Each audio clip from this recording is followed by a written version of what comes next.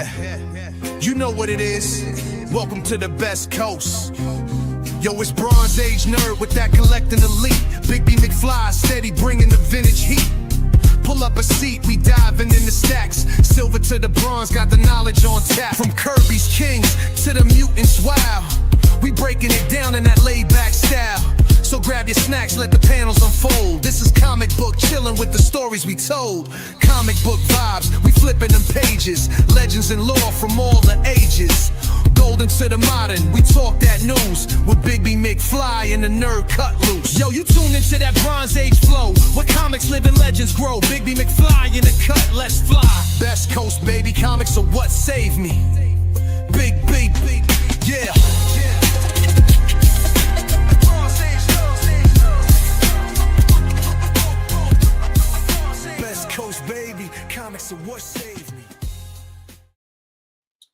Hey, what's up, everybody? Welcome to Best Coast Comics. I'm Christopher, aka the Bronze Age Nerd, one of your co-hosts, and I'm joined, as always, by my faithful sidekick.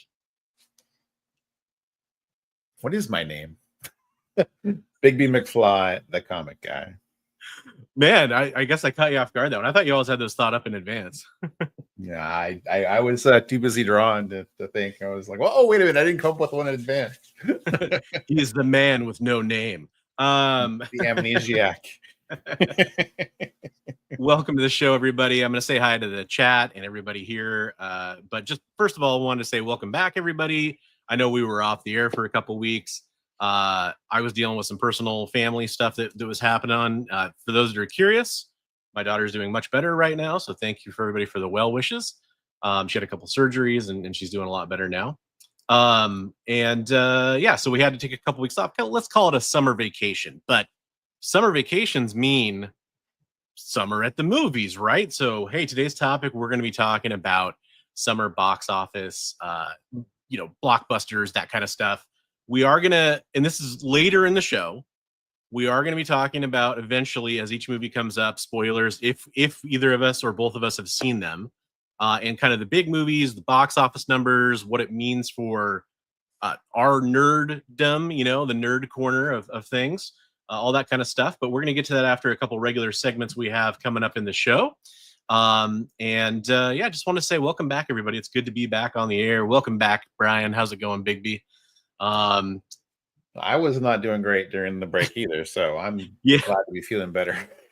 That's true. We had rumors of possibly having non-bronze shows, and then it turns out Bigby had some stuff going on as well. So yeah, I had my wisdom teeth out, and then I got sick, and there was a bunch of stuff going on. So yeah, it was not good at all.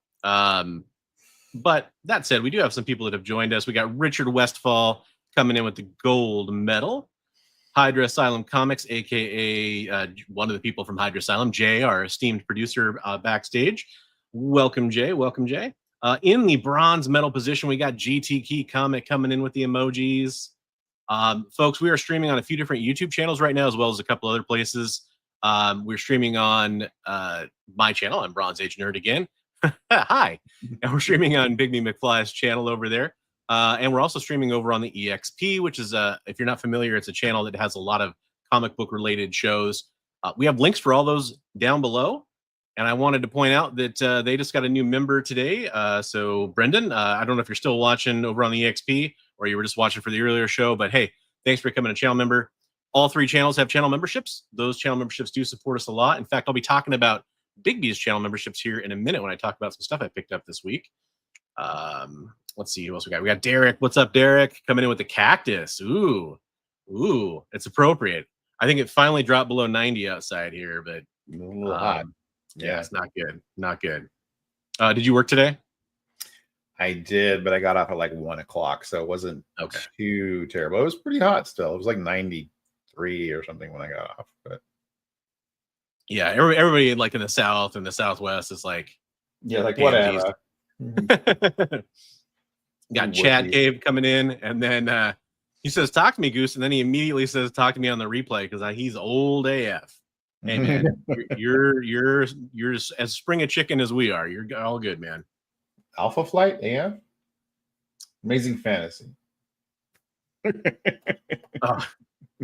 John coming in and saying he wants to stay spoiler free.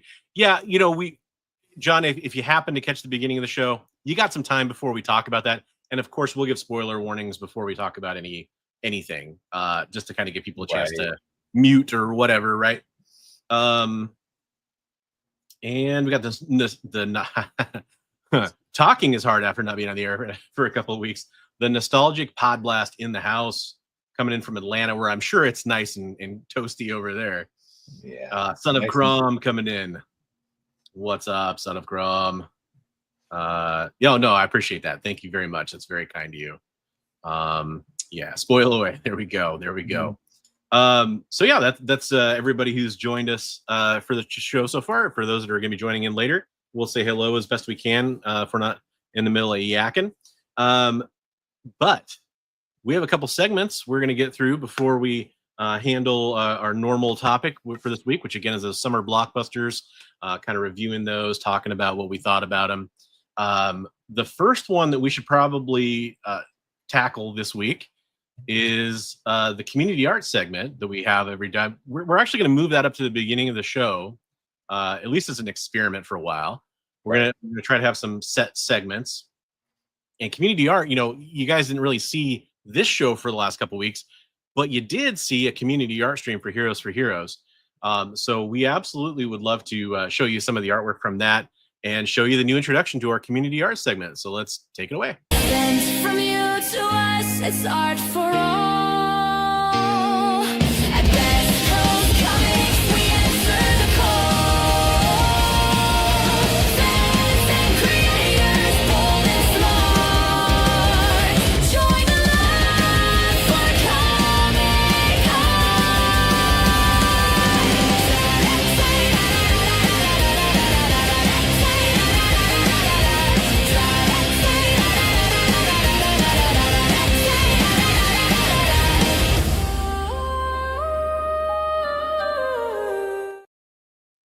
That's awesome. Sweet. Good job. Oh, thanks, man. Yeah, so that's our new introduction. We'll probably change it up as time goes on and get some of the new art in there. All the art you saw featured in that segment, that introduction, is previously submitted pieces that have come into us for Best Coast Comics community art segment. So shout out to everybody who submitted. If you'd like to have your art featured on the show, like we're going to be showcasing some of the community art here in a second, go ahead and send it into us. That's all you got to do. Got to make sure you do a doodle and then send it into us. Do a doodle. Yeah, so first I wanted to talk about all the cool stuff that came out of the Heroes for Heroes community art stream. So we're going to showcase all that artwork here. Let's see, what should I start with? I'll start with this. I'm going to change over to, I think.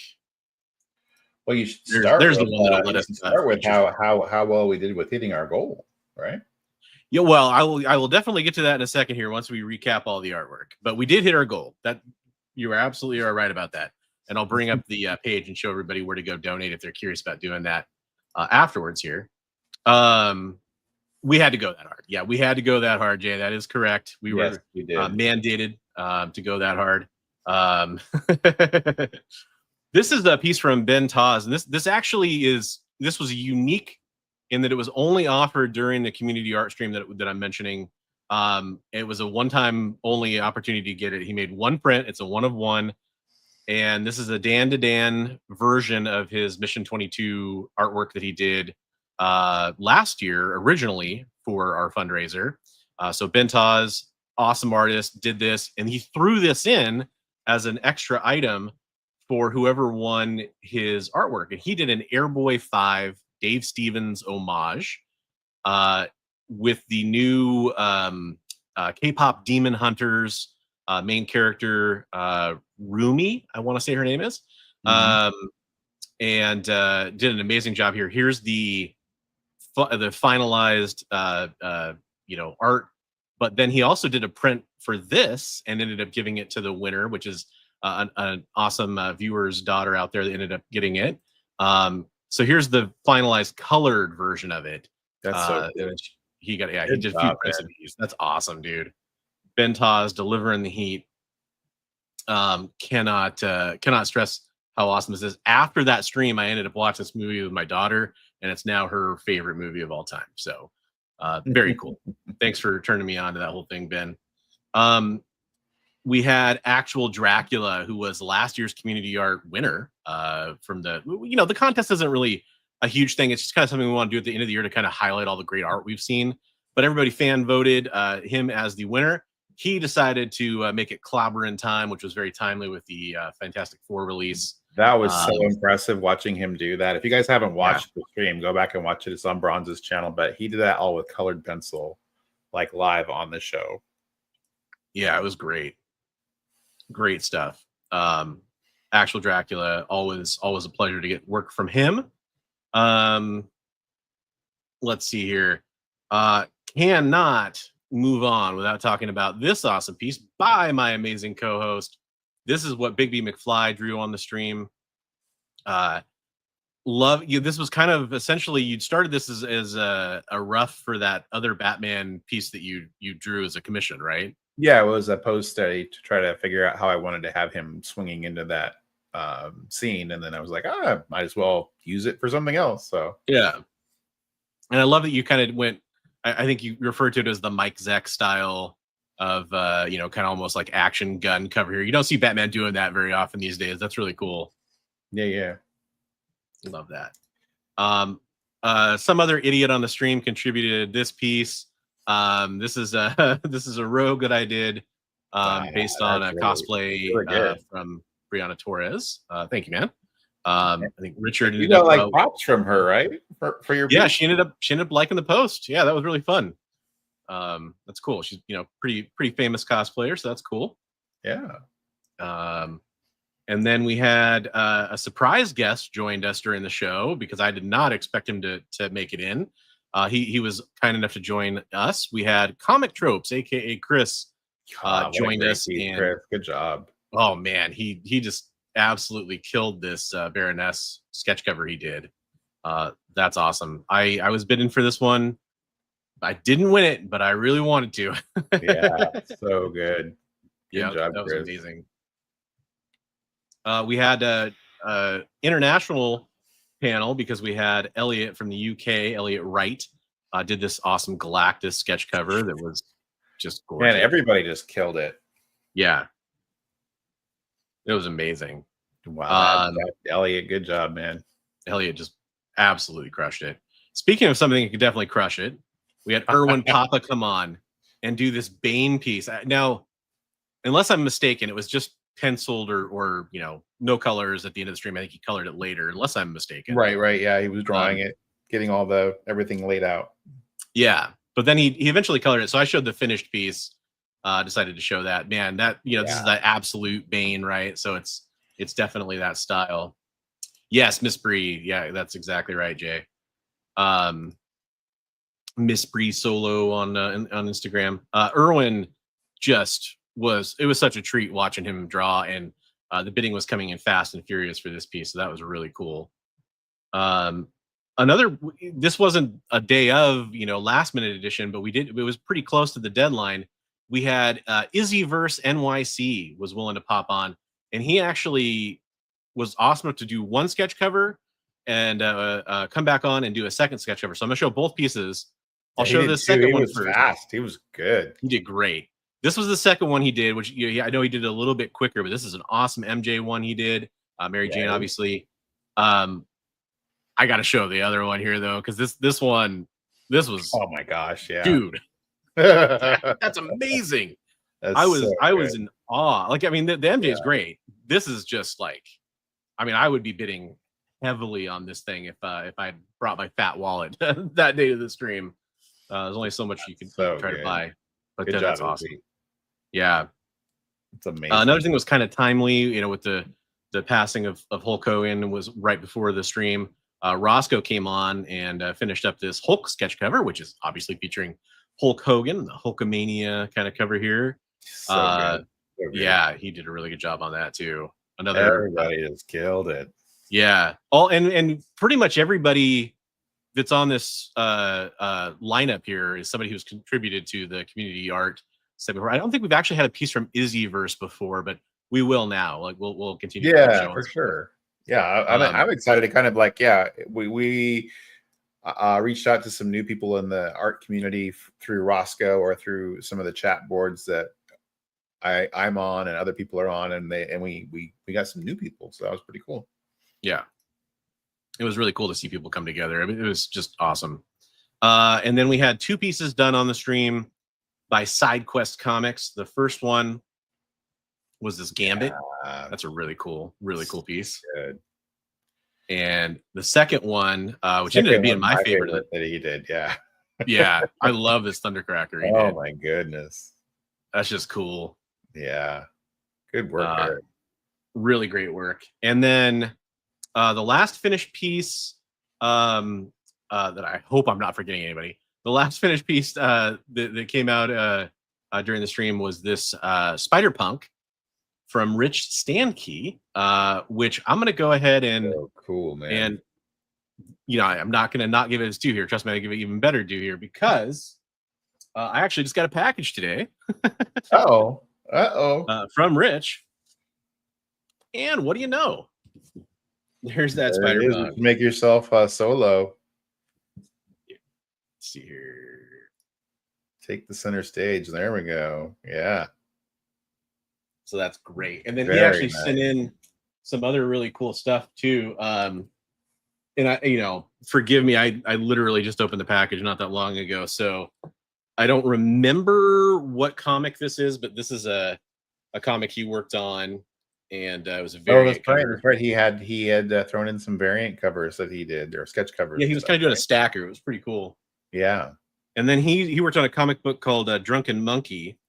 And so he did a little remark, a signature on Drunken Monkey #1 and on #2. And there's the other thing in here is a little sticker he put in there. That's cool. That's really cool. So I'm going to check that out. And then he threw in some awesome bonuses, and I cannot wait to show one of them.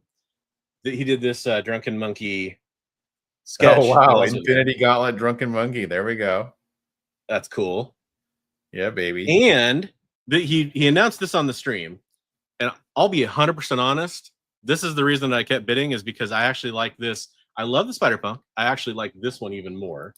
That was, yeah. He's like, I'm going to throw this one in. And I'm like, oh my goodness, you should have led with that one. Yeah. I mean, no offense to the Spider-Punk, but that one's just battle damage with a little bit of single color in there. It's really cool. And then, Rich, if you're watching on the rewind or maybe you're watching live, I can't thank you enough for the other thing you put in here, man. This is too cool. He knew what was going on with my daughter. I mentioned at the beginning of the show. He ended up asking me what my daughter's favorite comic book character was. And I was like, well, she's 6. It's a little all over the place, but I said, I'll ask her.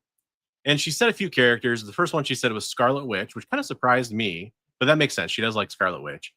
And then I told him that she's really into Pokemon. He's like, I can work with that.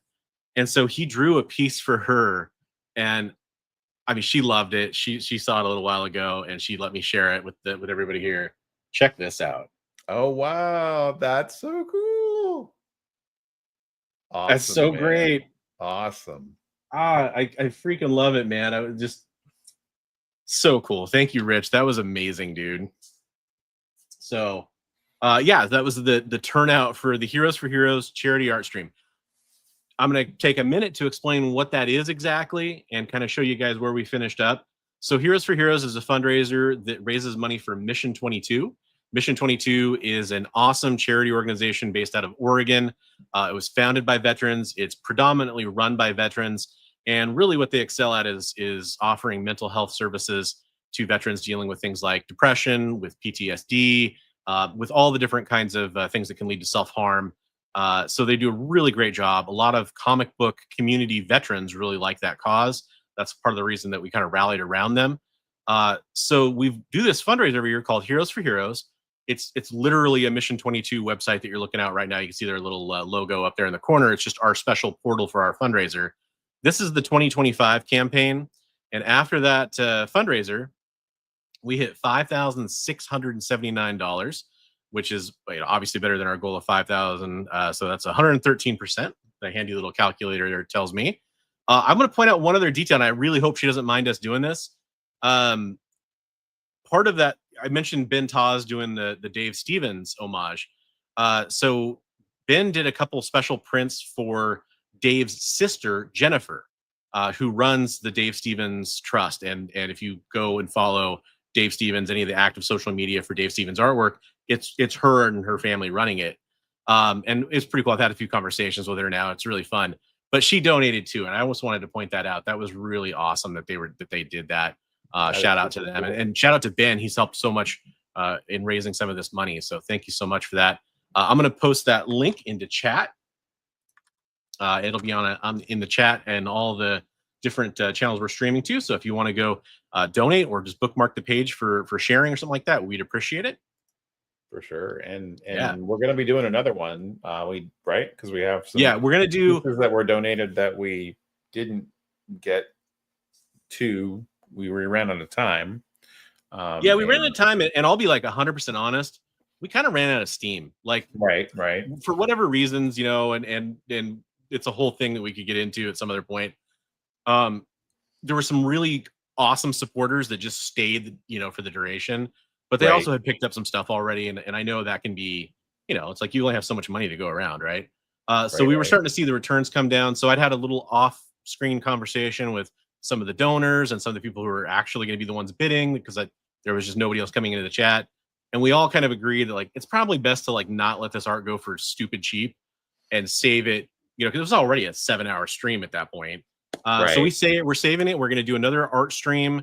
I don't know exactly when or what that's going to look like, but there will be another one at some point. I would love to do it in September, but that's just kind of I'm just throwing that out there. I don't know that that's going to be when it happens. And then we have at least one more comic auction that we're going to do with like comic or original art from professionals, that kind of stuff. We have some pages, we have some sketches, we have some comics, all that kind of fun stuff. And that will most likely be in November. So stay tuned. If you could go follow @Heroes for Heroes. Started a new one while we were finishing up. Oh, there you go. So there we go. There's a sneak peek. Make sure to follow @Heroes for Heroes Comics on IG for updates about those events. Whew. So that's Heroes for Heroes updates. That was awesome. Yeah. And next up, we got to talk about some comic book news, everybody. So we're going to talk about some comic book news.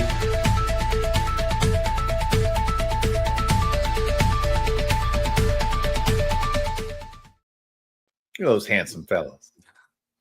They are very, very nice fellows. I agree. I gotta say how happy I am to be back on the show and doing it. I missed it.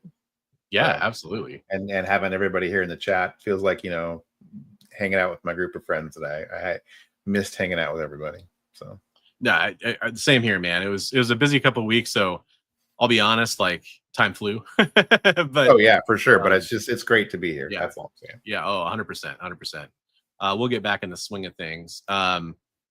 So what, superherohype.com is not a site I'm super familiar with. But this is a quote from Jake Schreier, who has been tapped as the X-Men director for the MCU X-Men stuff film. And this is pretty interesting. I wanted to talk about this, especially since it's movie comic book news, which is kind of about what our main topic is tonight. So Jake Schreier, who did Thunderbolts, Asterisk, aka the New Avengers, whatever you want to call it. There have been some rumors about casting, and I talked about this a few times. How those casting rumors just bother the hell out of me because they're not official, and they're rumors, all that kind of stuff. But this is from Jake Schreier and from Kevin Feige. They're saying the X-Men casting, the field is wide open for X-Men casting, and they're looking for younger talent rather than A-listers to keep the cost down. Kevin Feige had previously said that the X-Men will be a youth-focused reboot. So youth-focused reboot, which is pretty cool to hear, in my opinion. It said that may be reflected in mutant castings, and it'll definitely be felt in the tone and perspective of the film. Schreier also recently told the playlist that the new X-Men outing will be recognizably different than previous movies. And it kind of goes on to say that, but basically that's the gist of it. The new X-Men movie does not have a release date at this time. The next one in the MCU is going to be Spider-Man Brand New Day, which is going to be in July of next year, 2026. and then Avengers Doomsday, you know, Avengers Secret Wars, all that stuff's pending changes and dates and stuff. So interesting, but I know some people were really excited about certain fan castings, and you know, oh, it'd be so cool to see this person as, you know, Cyclops or Nightcrawler or Colossus or whatever. I've always wanted unknown new people. Like I think that has the biggest chance for me to identify with a new group of characters personally. How, do you feel like you want unknowns, or do you want established actors, or you want a mix, or what would you prefer? I think we're gonna get our fill of like the established people that we've had in Doomsday and everything, and then I think it'd be nice to see a whole new crop of people new that we've never heard of. You know? Yeah, I agree, and yeah, that's a good point too. Is we are going to see. I don't know exactly which all X-Men are coming back, but a lot of the Fox X-Men are going to have theoretically their last hurrah. Like I know James Marsden is coming back to reprise Cyclops. He was kind of the big one missing from, you know, Deadpool and Wolverine and all that kind of stuff too. But yeah, supposedly we're going to get most of them back. It looks like. So we're going to get a Jim Lee accurate costume for him. Yes, yeah, I saw that too. That's pretty cool. A youth focused, yeah. Well, you know, yeah, Wolverine's a big one for me because I want somebody who can do the action. I want somebody who can really bring some viscera to it, and somebody who's at the right age that if they're Wolverine for the next 10, 15 years, I want them to not visibly age, you know? So you want to hit that sweet spot of somebody who's probably like in their late 20s or early 30s. I mean, Wolverine's supposed to look like that, even though he's obviously much older, right? So, right. I think that's ideal. Hey, you know what? Just like a wizard, you're never late, you're never early, you always arrive on time. Comic Tropes, just like you did on the community art stream, which we just recapped all the artwork from that, including your awesome Baroness piece that you did. That was Baroness so cool. Piece was great. Yeah. No more Pascals. Yeah, well, I mean, you know, there's some things about that FF movie that were definitely unique, and we'll get into that here pretty soon. But I don't know. I'm excited. Oh, there we go. Spoiler alert. Yeah. In First Class, there were a lot of young actors, but they weren't really unknowns. I know you put unknowns in quotes, but yeah, I mean, like some of those people are very famous actors, to be fair. So I think it's gonna be interesting. Richard, for all I know, you're being completely sarcastic, but yeah, I'm excited for a new X-Men cast, and that's the direction I wanted to see it go. Yeah, no, it should be good. Fingers crossed. Yes. Next up on the news, not at the time. Okay, well. James McAvoy was a hot actor. Michael Fassbender was those were all hot actors at the time. Jennifer Lawrence had been in Hunger Games. Michael Fassbender, I'm trying to think of what he was in before that. He's probably the more unknown of the three. But McAvoy definitely had, I mean, that Wanted movie with Angelina Jolie was a big success. So the next article comes to us from ICV2. Skybound is going to reprint key issues of Larry Hama's G.I. Joe, A Real American Hero. They're going to be the Hama Files editions, and will include a letter from the creator. This looks really cool. The first issue that's going to be reprinted here is G.I. Joe 26, written and penciled by Larry Hama. And my first comic off the newsstand. That was yours? That was my very first comic off the newsstand. Yep. Awesome. That's so cool. This issue for me is the one that I can never keep straight which one's the first printing and which one's the second printing for the directs. Because right. I think it's the Black Spidey head is the second printing. I can't remember. I think so. Yeah. I think I only have a second printing of this issue, but I have a couple of them. But yeah, this is part of the origin of Snake Eyes. It has connection to Storm Shadow. Classic book. Mike Zeck cover, just like Bigby's Batman inspired Mike Zeck art that we were showing off earlier. Who had Mike Zeck, if you're not familiar, most of you probably are, had amazing G.I. Joe covers. I mean, every cover Mike Zeck did is pretty much amazing, but his GI Joe ones were no slouches. I'm excited for this. I'm excited to see what else they do. It'd be interesting to see if I don't normally like this for like reprint / facsimile style comics, but the modern trend of getting new variant covers for some of the reprints has been a big deal the last few years. I wonder if we're going to start to see some really cool, mainstream artists get tackled on for like exclusives for this or something like that. That'd be really fun to see. But yeah, you can never get enough GI Joe. It's just so great. It's so great, and I'm excited to see what the letters and everything look like. The letter from Larry Hama and everything. Really, really that should cool. be fun. Yeah. So I can't wait. I know Chris is excited. Hell yeah. Last news story that I'll share. Will share, I should say. That caught my eye. And, it's kind of, we're a lot of news. For news, we're pretty much going to tackle the big stuff unless we have so much news that becomes our topic. But this one seems very fitting for our topic tonight. So this comes to us from Variety, but James Gunn is going to be directing the next movie in the Super family after Superman's success, which, I think we'll get into our thoughts on the Superman movie here in a bit. But I think he handled it pretty well. I love the way that it set up the next movie. Again, I'll no spoilers until we actually get to that part, and then I'll warn everybody about spoilers. But yeah, the next film got set up at the end. Big surprise, right? And I think the tone for that was pretty fun, and I can't wait to see where that goes. So yeah, great, yeah, great. That's I can't wait.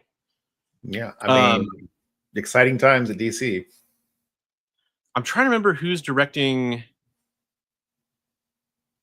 I wish I could remember off the top of my head in the article. I don't think the Woman of Tomorrow movie. Yeah, I want to say it's a female director. Oh man, I wish I could remember what it is. Somebody will probably correct me in the chat. But yeah, so I think it means the whether that's Superman 2 or some other type of Superman movie after that will be coming to us from James Gunn. I'm gonna do. This isn't really news, but it's something, we just talked about Mission 22 and Heroes for Heroes. I want to talk about this real quick. This is interesting, and it's interesting kind of in how social media works today. I'm going to do a little odd thing here. I'm going to share my inbox for thebronzeagenerd@gmail.com if you want to email me anything. It's just my little public account here for everybody. But this is from Mission 22. And this is legit. I was in contact with Mission 22 because I noticed some weird activity on their Facebook page. I was going to tag them in something, and some weird posts popped up that looked like kind of the AI generated clickbait that you sometimes see on social media sites, and it just seemed odd. So I emailed and I was like, "Hey, did your account get hacked?" Turns out, yes, it did get hacked, and I wish that was a simple matter of, their account got hacked and then it's now back to normal and everything's fine. That isn't what happened. No. So I'm going to read a little bit from this email here just to kind of update everybody. If you follow the regular Mission 22 page that's been in existence on Facebook, you might want to go unfollow it and report it. 5 days ago, this is, again, reading from the email. Our verified Mission 22 Facebook page was hacked. Since then, Meta has offered zero meaningful assistance, their words, denying the breach and even suggesting we ask the hacker to give it back. That's a very strange way to, no, there's no breach. What are you talking about? Why don't you just ask the hacker to give it back? Those are not statements that can exist in the same logic there. They're a verified veteran nonprofit. They had 50,000 followers on that Facebook page. They have over 300,000 followers in total. And they would actually do challenge fundraiser updates on that page. So this is impacting their ability to raise funds. And this is pretty terrible. So there's a call to action here, and this is kind of why I'm talking about this. How can you help? We're actively seeking media outlets, podcasts, or public speaking opportunities to share this story to expose Meta's inaction. If you or someone you know has a connection to journalists or relevant platforms, please reach out to us, info@mission22.com. So I just wanted to share that. I think that's kind of a really scummy thing that happened. And, Yeah. I've heard about YouTube channels that have lost their access to their channel from hackers and entities like that. And, you think that those organizations then are going to help you, but in reality, you're probably dealing with some AI chatbot that's going down a very strict set of like a tree of dialogue with you, and if you don't provide the right answer along the way and you get put into the bucket where it's like, we're not going to help this person, sometimes you get lost in limbo and you don't get helped. And in this case, we're talking about a charity, so that's really BS. Yeah, exactly. Yeah. Not good. Yeah. So I really was disgusted by that, but I wanted to share that with everybody. Wow, man, what else has been in the news recently? Anything else you guys want to we talk had about? the Sydney Sweeney thing with the jeans, right? I mean, you did mention Sydney Sweeney, I guess. Nah, you know what? I got an immediate message from American Eagle. We're not going to be playing that drop anymore. Should probably do something to replace that, right? Like, how about who that else lady is- from Blade Runner? Oh, the actress from Ballerina too. The yeah. what's her She's name pretty- again? Anna something, right? Anna de Armas, right? Anna de Armas. Oh, I guess we could do something for that. So Anna de Armas. Anna with your smoky eyes, dancing through ballerina, kiss me goodbye. You throw a punch, I say please, I'd like another. After Blade Runner, I'll never recover. Anna with your smoky eyes, dancing through ballerina, kiss me goodbye. You throw a punch, I say please, I'd like another. After Blade Runner, I'll never recover. Huh. I don't know. I don't know if we can ever replace the other one, but I mean, we tried. Richard's such a Sydney Sweeney fan. He broke I guess his that heart. was kind of newsworthy. We had to tackle that a little bit.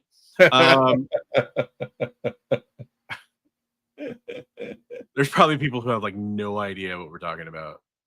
Actually, no, that's a huge thing on social media. That was Right? a Like, everybody knows what that is. pretty big thing. Yeah. Yeah. Yep. Which is, I just saw a whole thing where they went back and did the Brooke Shields one where she did the jeans thing too. Yeah. Was there a pun on that one too or something? No, they were just kind of showing the history of that kind of marketing campaign, talking the play on words of jeans versus jeans, Gotcha. I do not know why we have our articles and stuff like that on Discord, and every once in a while I'm doing the show, maybe because I click too many external links, it makes me like log in again. That's a pain. So I'm just going to see if I can just grab the URL for our thing I want to bring up for our main topic. The whole, I don't know. I'm not going to get too far into it, but I think that whole thing is pretty, it's being politicized in a way that I think is not necessarily fair to the situation. Much, right? Yeah. But then again, you have some meaningful silence from one of the most important people involved. So whatever. That's pretty much all I'll say about it. Well, while you're doing that, what you been watching? Are we moving that segment to the end? No. Sorry, I was reading something else that was coming through. So I watched K-pop Demon Hunters with my daughter. It's her new favorite movie. It's by, for those that don't know, it's by the same team that did the Spider-Verse animated films. I watched a bunch of stuff that I'd already seen again, like with her. Like we were talking about summer blockbuster stuff, so I showed her Jaws, which was an interesting experience. How yeah. was what was her reaction to that? She was pretty cool. You know, she's watched a lot. She loves underwater stuff, so Yeah. she's watched a lot of shark. Like, there's this guy named Jonathan Bird on. I don't know if he's elsewhere than YouTube. But he has a big YouTube channel, and he does like dives all over the world and stuff. So she's seen like hundreds of videos of shark diving and that kind of stuff. So once she realized that they're not going to show the shark much, and the attacks are all kind of just like on the surface, I think she was kind of cool with it. But she kind of, you know, closed her eyes a few times. What else? Oh, I've been rewatching Stranger Things because we've got the new season coming, right? So yeah, the final season's coming out, so I kind of wanted to get caught up, especially since I don't remember some of the older stuff. Right. And then, well, you know, when we talk about the main topic, I'll talk about all the other movies I saw. Basically, is kind of where I'll go with that. At, you know, Fantastic Four and Superman and Jurassic World Rebirth and some of the other ones. I'm actually going to leave those off because I was surprised at the list that we're going to share here in a second. How about you? What have you been watching? I finished Big Bang Theory. Got a little teary-eyed at the end there. Rick and Morty finished a new season of that. I did that too. Eyes of Wakanda. I watched that. That was pretty cool. good. Was that good? Yeah, it was enjoyable. I like the last. There's like 4 episodes, but the last 2 are my favorite. The Life of Chuck. 28 years later. Yep. Materialists, which had a bunch of superhero actors in it. But it had Dakota Johnson and Chris Evans and Pedro Pascal. That was that guy's in everything. Yeah. I watched because of your thumbnail. I watched the live action Lilo and Stitch last night. So, that was the little kind of Easter egg I wanted to throw out there because it surprised me. Some people that pay attention to stuff all the time probably already knew that, but was that kind of the end of your recap of what you've been watching? I don't want to. And then Jurassic World. Yeah. Okay, sweet. Because those are all going to be relevant here. So what I'll do is I'll bring up the Box Office Mojo by IMDb Pro here to kind of talk about the box office summer of 2025. And summer is May 2nd to September 1st. So obviously we're not quite at the finish line yet. I can't think of any other huge movies that are still coming out that are probably going to compete for anywhere in the top 10 of summer movies. At least I don't think there is anything. I've heard really good things about that Weapons movie. Like it's the last time I heard it was like it still had 100% on Rotten Tomatoes, which is okay. So, and I didn't realize it was at number 1 right now. That's cool. But yeah, that's a movie I wanted to see. I didn't realize that was something that a lot of people were tracking. I don't really pay attention to a lot of this, so maybe it's just surprising to me. I don't know. But Lilo and Stitch at number 1. I'm gonna try to make these numbers a little more legible for everybody because we only need the first couple columns. Lilo and Stitch was actually, you know, I don't know if this is the best numbers for this anymore. I used to work in theater exhibition and it used to be a lot more straightforward to track these numbers as a professional, but I'm assuming these are good. Lilo and Stitch number 1 at 421 million with the highest screen count too, which also makes sense. So that's pretty impressive. Yeah. And we'll kind of, you know, I'm going to read through the top 10 basically, and then we'll kind of go through and talk about these movies. There's a couple on there I haven't seen yet. Okay. So yeah, there's at least 2 on here I haven't seen. 3, I guess. 3, Superman 3 for me also. Yep. Okay. Superman, 331 million. Jurassic World Rebirth, right behind that at 326 million. Live action How to Train Your Dragon at 261. Fantastic Four, First Steps, at 230 million. Also worth pointing out that's the newest movie on this list. Right. Mission Impossible: The Final Reckoning, 197. Thunderbolts. I don't know if people really say the asterisk. I'm not going to. 190. F1, the movie, 178. Final Destination: Bloodlines, 138. Sinners, 131 million. And then a few that go beyond this that I think are worth mentioning. I mean, there was that Ilio, which is another Disney / I think Pixar movie. I haven't seen it. 28 Years Later, Ballerina, I guess, you know, Karate Kid. Weapons was creeping in here. Weapons is really recent.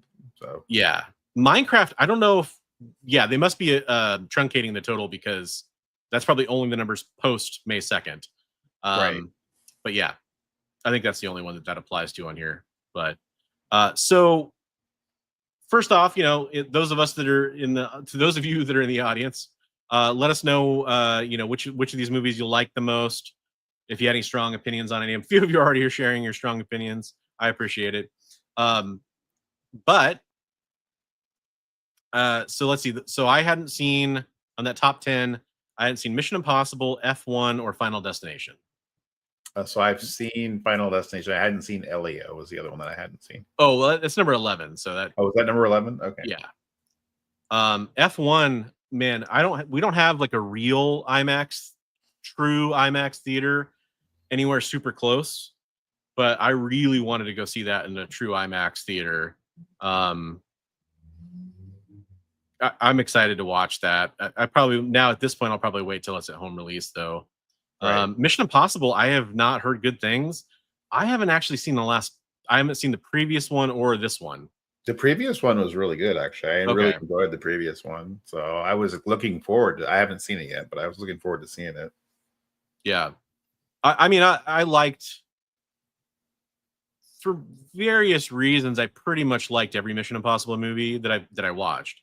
There was one, all the middle ones blend together after 2. They all kind of, I couldn't tell you which one's which. Like, I know there was like Ghost Protocol and all, the one in Dubai and all the they blend together for me. So right. I can't tell you which one I hated or liked the least, but they all are enjoyable, and I'll get to watching these. I actually, side note, Christopher McQuarrie is kind of the guy behind the Mission Impossible success for those later movies, and he's teamed up pretty big with Tom Cruise, and I think they did Maverick and stuff. One of my favorite movies of his, he's the guy that wrote The Usual Suspects, by the way. His follow-up to The Usual Suspects was a little known movie called The Way of the Gun. It's a fantastic film.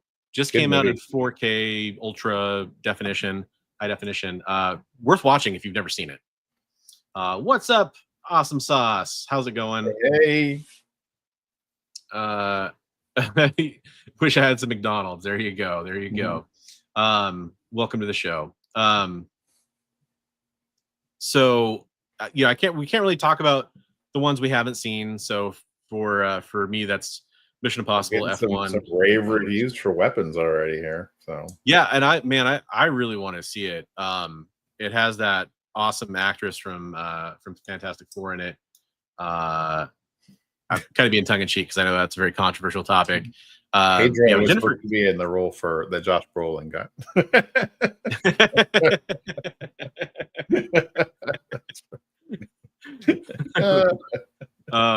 But yeah, Julia Garner is a good actress, and it's kind of cool that she's in a couple hot movies right now. So first we're going to kind of talk about reviewing the movies, I guess, or should we talk about box office numbers first? What do you want to talk about first, Bigby? We can probably, I don't know, let's like sashay back and forth. We can do both. Okay. So I'm gonna kind of go down the list here, starting with the top grossing movie. Okay. Lilo and Stitch. I watched it with my daughter. I'm not a giant fan of the remake live action from animated stuff in general. Right. That said, I've enjoyed a lot of them. They're really fine. To me, they usually don't need to be made. That's just my personal opinion. I get that they're very safe. If you have a huge animated hit 20 years later, you want to make it live action or whatever, it's great. I really actually liked Lilo and Stitch. It's probably one of my favorite movies because I thought it was funny. Even at the age I was a little old for like kid Disney stuff when it came out in the 90s or whatever, but I think it was the 90s. But yeah, it was a good movie. I liked the character. I thought Stitch was hilarious. I'll say this movie, so we're going to kind of talk about spoilers for this movie now. Tiny, not really though. The girl was amazing in it. I don't know her name, but the actress that played the little girl. Yeah. she brought a very lot great. of heart to that movie. Yeah, Um, she really had to carry a lot of weight for that movie. Yeah, yeah. So I was pleasantly surprised by Lilo and Stitch, and I usually don't, like I said, I usually don't dig these kind of movies, but if you, I think I would not have enjoyed it as much if it was just me watching it. Like obviously I'm watching it with my 6-year-old daughter. I'm watching it with my wife. It's a family film. That is the context. I don't know if I would have been thrilled to watch it, myself just popping in a movie at night or whatever. But yeah, it was good. What did you think, man? it was enjoyable. I mean, Yeah. yeah, like you said, I'm more of a fan of the original animated one. I enjoyed that a lot. There was probably a reason why I hadn't watched it, because it was just like, I've already seen it. But Yeah. but yeah, no, it was enjoyable. I mean, it had some different stuff in it. I don't want to spoiler it too much, but I mean, Yeah. it was good. It was enjoyable. Yeah, it was fun. And it was kind of fine. It was kind of both. Um, my big thing that I think about, you know what? I'll save it. Because there's another movie on this list that's perfect to talk about with that. Never mind. I was something about the remakes, but when we get to How to Train Your Dragon, I'll talk about it then. No, see, I didn't see How to Train Your Dragon. You saw that one though? I did see it, and should we just talk about that one now? Should we go out of order? Go ahead. Yeah. Okay, so How to Train Your Dragon. I just watched that the other night. I thought the original animated movie, which I have to kind of talk about a little bit, was, to me, it was kind of unique when it first came. There's been like 3 sequels to that or something. I think, but I didn't see any of those. I super enjoyed the original. Yeah. Okay, yeah, the original was great. It was pretty, pretty literally original, kind of a good concept. Which I enjoy that. I like seeing movies that aren't the same thing we've seen 1,000 times. Right. And sometimes I like seeing the same thing we've seen 1,000 times too. But yeah, it was good. This remake though, and I'll be light on the spoilers, but if you've ever seen the original, most of the story is right there for you. It didn't really do much for me to distinguish itself from the original, to like justify its existence. Like, it wasn't like objectively bad. It wasn't great, but it was just kind of I guess Awesome Sauce was talking about McDonald's. It was movie fast food. Right. That's kind of what it was. I kind of feel like with these live actions that it's a cash grab of like, hey, people already know they enjoyed the first one and it made millions, so let's just kind of, we know we're gonna make money on this. So it's like, yeah, and I will say the flying sequences where he's flying on Toothless were more exciting in live action. So I guess that's what I have to give it props for. That's cool. So the yeah, special effects were good. It was the special effects, and it was also just in animation, it's hard to get that kind of depth of field that you get with a real background. I mean, granted, obviously the dragon's CGI, but and probably in a lot of shots the human is too. But you get more of like a kind of Game of Thrones, House of the Dragon kind of thing going on, and some of those sequences were pretty good. But kind of it's funny. My 6-year-old daughter, who's probably pretty close to the target audience, I'm sure 6-year-old boys are even more the target audience, was kind of like halfway through. I can't remember what she said. She said something like, "This is just kind of okay," or something like that. Yeah. Wow. Okay. The target audience is saying, "Eh." So it's it's all right. And so this is what I was gonna say about remakes, because Bigby hasn't seen it yet. We got some people sounding off in the chat. Yeah, lots of feedback in the chat. We'll have to get to that. But let's see here. Will you see the live action Shrek movie with Timothy Chalamet as Shrek? Oh boy, Tim Chal, huh? Yeah, that was good casting for Gerard Butler playing. Why am I forgetting the main character's name?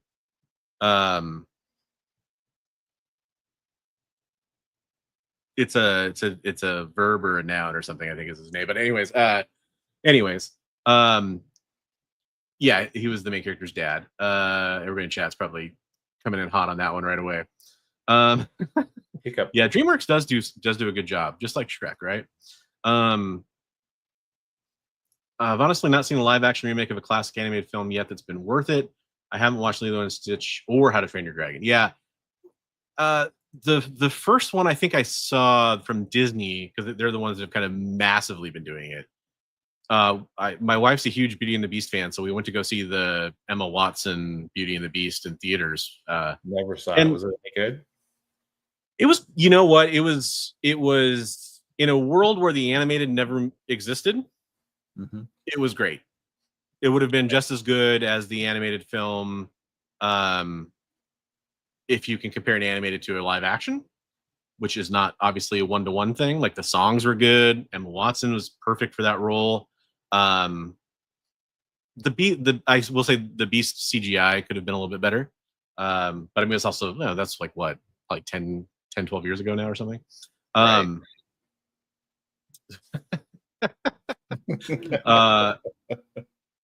Oh Madam Web XXX, huh? All right. Wow. All right. Hiccup. Thank you, everybody. Yeah. Oh, he was okay. It's been a while since I've watched the animated one. Okay, that makes sense. Bad Bunny's Lord Farquaad. That was that John Lithgow in the original? Yeah. Okay. Man. Yeah, I can't think of one that has been, well, with the exception of Lilo and Stitch, which I do think that the main character, Lilo, was easier to buy into as a real person. So that's the one thing that I will cop to with that one. Yeah, Lilo and her sister were both, they did a really good job. Yeah. Okay. We probably got to get to the big three movies here, but I want to say the one thing about remakes from animated to live action or any kind of remake. Hollywood, I understand why you're doing it. I understand you made $1 bazillion on a movie and you realize it's a safe bet that you'll make $400 million remaking it live action for one of your bigger hits. I get it. What I would like to see is movies that were underperforming when they came out because of marketing or when it came out or whatever, or movies that were a good script or a good story that were executed poorly. I'd like to see those get remade. So like like Black Cauldron? Yeah, there you go, man. That'd be funny to see Disney acknowledge right? Black Cauldron, because I don't think they've acknowledged it in like a long time, right? Right. Hey, what's up, Travis? How you doing? Thanks for being here. We're talking about summer blockbusters and our thoughts on them. We've read Sean's quotes, but we haven't said hello to Sean. So hello, Sean. Oh yeah, that's true. Sean just feels like he's been here all along. Yeah. I want a Craven remake where it's the exact same movie, but also Craven says Craven a lot more. Oh, very cool. Nice, nostalgic. That's cool. You know what? I haven't seen the live action Jungle Book remake. Which Podblast was saying up there early, a ways up. He said he's in the Weapons movie. Oh, interesting. Yeah, he said he was. I saw something you said about when they were filming it. A parent or something. Okay. That's so cool. Nice. So he's just promoting his own movie. That's what's going on. That's right. He's like, yeah, get ready for my Oscar now. Yeah. But yeah, just remake, and like I don't necessarily think it needs a remake, but I just mentioned Way of the Gun, which I think is an underappreciated movie.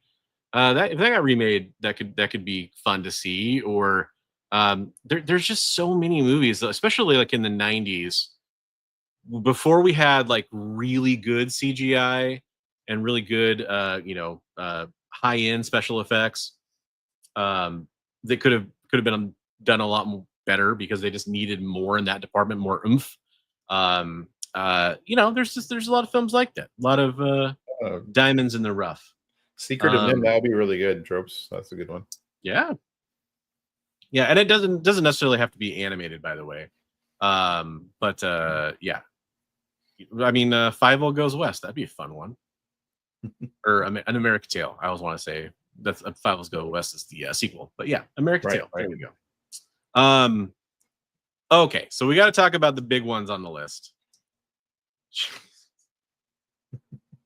Yeah, Citizen Kane with Kevin Hart and John Cena. Absolutely. Yeah. Yeah, that's a good one. Yeah. Yeah, that show was all right until they showed the Langoliers. Yeah. Yeah, well, that's a great example of what I was talking about, the CGI. Now, granted, it was also really low budget, but right. It was an episodic show, right? Wasn't it? It was like a mini series, a limited series kind of. Yeah. Yeah, maybe I'll compile. It's funny. I normally can think of a few examples of this. Maybe I'll try to compile a list of these, and maybe we could do a show about it or something. Like movies that should get remade. There's a lot of movies that find their ground after they've been in the theater. They find a strong following, and they become hits after their theatrical release. So it'd be interesting to talk about like what movies would be good to see remade. Yeah, well, but in some of those cases, it's not necessarily that I think that those movies could be remade better, although they could be remade maybe almost as good. But it's especially the ones where, maybe they cast somebody who's just phoning in their performance or, stuff like that. Animated remake with The Rock and Vin Diesel. Yeah, all about family. So I love you guys. I think the big three on this list that everybody wants to talk about in terms of review and performance and all that kind of stuff is Superman, Jurassic World Rebirth, and Fantastic Four: First Steps. And we will get to these. I will say that lower on this list of the top 10 we read earlier, or even a little bit beyond that, Thunderbolts, Sinners, and 28 Years Later are all very solid movies that I hope we get a chance to get to those movies. Yeah. Because I do want to talk about those as well, personally. But three movies. So the oldest of those movies is Jurassic World. Okay. So let's talk about Jurassic World first. And that way, spoiler alert, we're going to talk about Jurassic World Rebirth. We will get into spoiler territory while we're talking about it. A lot of it's going to be our opinions on the movie, but I'm sure we'll talk about some of the details. First off, are you a fan of the Jurassic Park / World franchise, Bigby? Yes. Yeah, that came out like the very first. What year was that? The very 92 first one? or 93? It's the same year like we had what, Independence Day and all the other things. They had some great movies in the theater that year. But yeah, it was a great summer for movies that year. But I enjoy the Jurassic series. Cool. I do too. In fact, I am a ride or die. We'll watch all the Jurassic Park / World movies, at least until they have 3 in a row that I hate. Even then, I'd probably watch out of morbid curiosity. You like dinosaurs? It's all good. I like dinosaurs. By the way, I like dinosaurs. That will come into play when I talk about my review of the movie. I like kaijus and creatures and stuff like that too, but they have their own movies. Giant robots, kaiju, giant robots. Yep. Pacific Rim, Yeah. There's a movie that could, because Pacific Rim never had a sequel. I'm just saying. It did not have that. It did not have a sequel. I'd love to see a sequel to that movie. So I'm a Jurassic Park 1993 is the one that I love. Mm-hmm. Absolutely love. I think I like the Lost World Jurassic Park 2 a lot more than most people. But I'm one of those ride or die book people. So I love the first 2 books. The second one is an extremely poor adaptation of the second book. But some of the DNA is still there. Haha, Dino DNA. Hey kids, Mr. DNA. The first one is decent, but I to this day would love a limited series remake or possibly another theatrical movie that is more faithful to the book, because the book is more technical. It's more into it gets more into chaos theory. It gets more into programming and how the park didn't detect the reproduction of the dinosaurs. It's the action scenes with like Muldoon and trying to hunt down the dinosaurs is a little more intense. Yeah. No, I read the books. They were great. Yeah, it's got a lot going for it.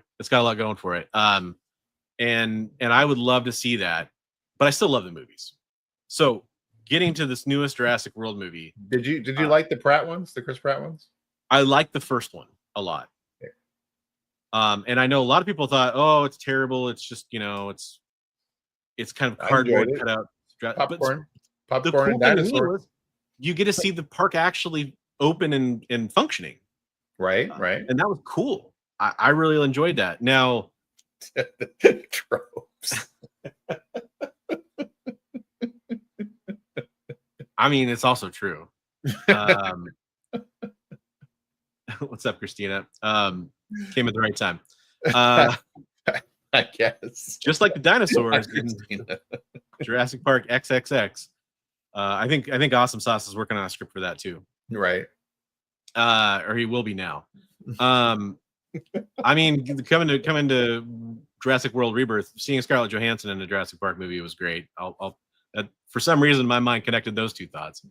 But no, I will say that in this film, that was the thing that I enjoyed the most, was her character.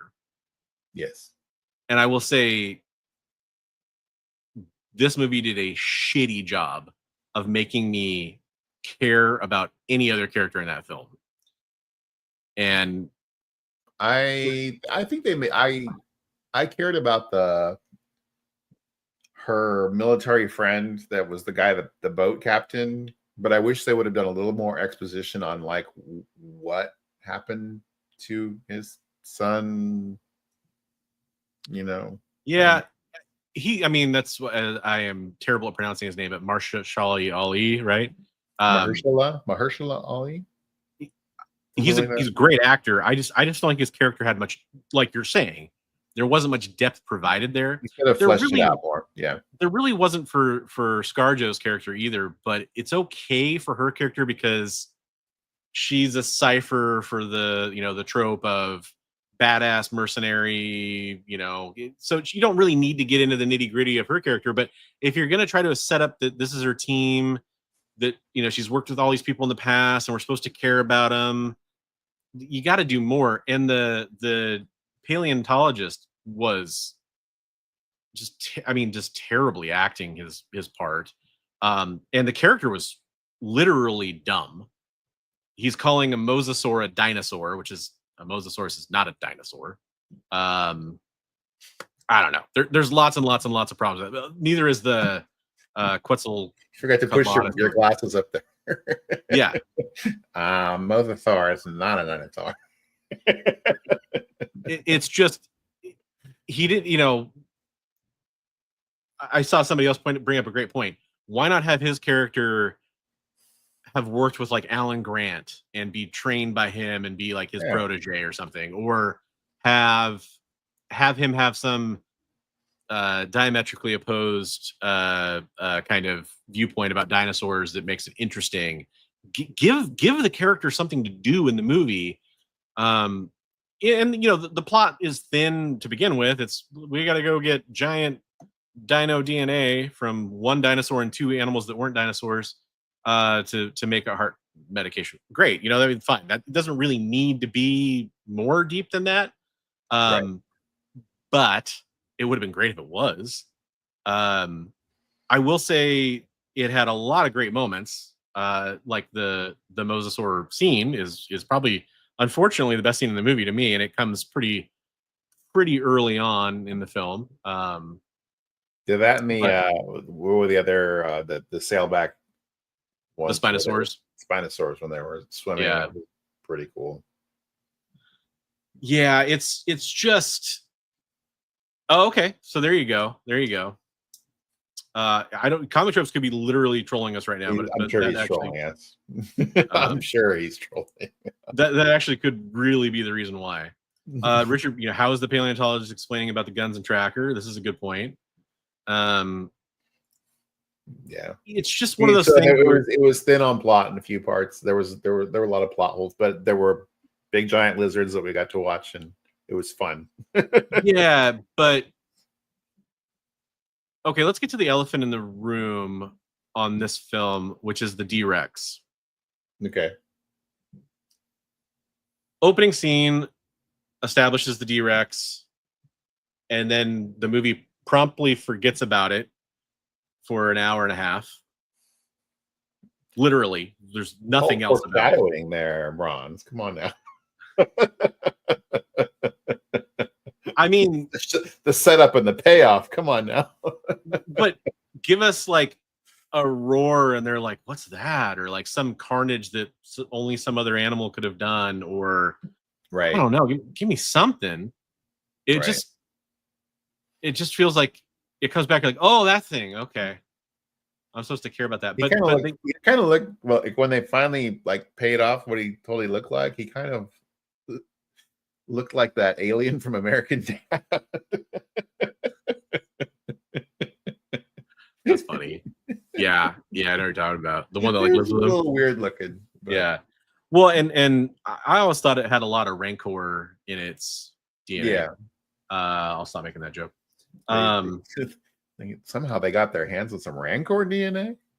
Yeah, and I mean, I'm fine with that, but that's what I was going to say about Jurassic World. That was the problem I had with the original Chris Pratt and oh my god, blanking on her name, Blake. Not Blake. That gal. Dang it. Bryce Dallas Howard. There we go. Yeah, there we go. They stop bringing in the military, stop bringing mutant dinosaurs, stop bringing in hybrids. Or if you're gonna do that, ramp that dial up to 11. Yeah, let's go all in on the mutant hybrid monstrosities, right? Yeah. It's in this movie, there's like the real mutant dinosaurs, which is the whole point of the island, supposedly, is that it was overrun by, or not overrun necessarily, but it was creating like weird offshoots, but we don't see any. I mean, we see the D-Rex, we see the Mutadons, which there's a lot of evidence that those were actually velociraptors until very late in the production. In that scene at the service station, Right. And they don't do anything cool. Like they could fly, but we don't really see them doing that. They just basically act like raptors. And people wondering about what I'm talking about, the evidence, there's like toy sets that are that same scene, but it has velociraptors instead of Mutadons. There was some shots that were kind of apparently that scene where you see the velociraptors instead of Mutadons. It just wasn't anything special. And this movie had a lot of, oh, we've seen this in Jurassic Park movies before. Here we go. That said, all of the dumb stuff that I hate about this movie, it was still entertaining. Jay just sparked something when he said the movie was supposed to have human dino hybrids, and all of a sudden I went, ooh, let's do a crossover with Alien and Jurassic Park. Yeah, so the story when this, by the way, is that so Jurassic Park 3 was supposed to be about human dino hybrids originally. And it was going to be a military project. And that's kind of, I've made a big comment on a Reddit post about this. I won't rehash too much. There's the eyeglass raising part. Where it's like, it seems like every movie has had to be like, well, back then in Jurassic Park 3, we were going to do this. So we better dive into this more. Why? Like, give us a reason. And all these movies are like, well, people don't care about dinosaurs anymore. After a few years, we got to get a new dinosaur. Like, dinosaurs aren't going to get old or dumb or Nobody goes to the zoo uninteresting. ever. Nobody wants to see elephants anymore. That's not Yeah. true, right? Yeah, I mean, the world be more used to those creatures, sure. Right. Yeah. Was that the Tops comic, Travis? That's some good stuff right there. I was going to ask you if they relaunched a Jurassic Park comic, would you read it? That would actually be fun if I was talking about wanting a more literal remake. If they did like, Michael Crichton's Jurassic Park, the comic, A faithful because supposedly adaptation. Steven Spielberg won't let him remake Jurassic Park. It's apparently the deal there. So, which is funny because all the movies that do have deserve a remake or whatever, it's kind of one of the ones that I would like to see remade. Yeah, well, whatever. Yeah, I would definitely check that out. What I just said, maybe a different offshoot comic, animated, drawn dinosaurs. Doesn't do it as much as the high level CGI dinosaurs are like the Right. major You like to see the live action monsters. Yeah. But yeah, probably check it out. Yeah, not even a dinosaur movie. They again lean into the modification stuff and give us a reason to be there. Have you seen that preview for that? It looks like, don't want to say low budget, but it looks like it's low budget. I know what you're talking about. The Vietnam one. Yeah. Yeah. Like Kong Skull Island don't look terrible. I think that movie had some potential, but I think that it would be kind of ruined by its budget, is my guess. I hope I'm wrong, but I can't remember the title of it now. You said that in waiting for the chat to correct me. But I think that this franchise has gotten a little long in the tooth. And this is like now our second kind of, it's all still in the same world, but we're kind of rebooting it. I will say that I could see a good sequel for this movie, which is, to me, it's literally the last shot of the film. And that keeps going. And you actually see that they're being chased by the mosasaur, and that boat that they escape on gets attacked, and they end up back on the island. And they kind of actually have to, explore the island and the dinosaurs this time. By the way, the other thing about the island that they're on, which is it's a new island of the franchise, we haven't seen it before. They show like the ancient ruins, and I kept feeling like there was going to be something more to that. Right. Like maybe, Lost World, like the original Lost World story, not Jurassic Park. Like they were going to do like dinosaurs actually were always alive on this island, and they've kind of are still there or something, like real ass dinosaurs. I don't know. I don't know if it was gonna be that or whatever, but maybe they'd bring in aliens or something. Hey, Alien Jurassic Park would be an awesome crossover. So, Tropes, I saw your other comment, and I'll be honest, I'm ignorant of what the clues were of what that is. Hit me with the knowledge, man. What were the clues that she's the clone? I know like the girl from the Lockwood estate was a clone and everything, but Jay.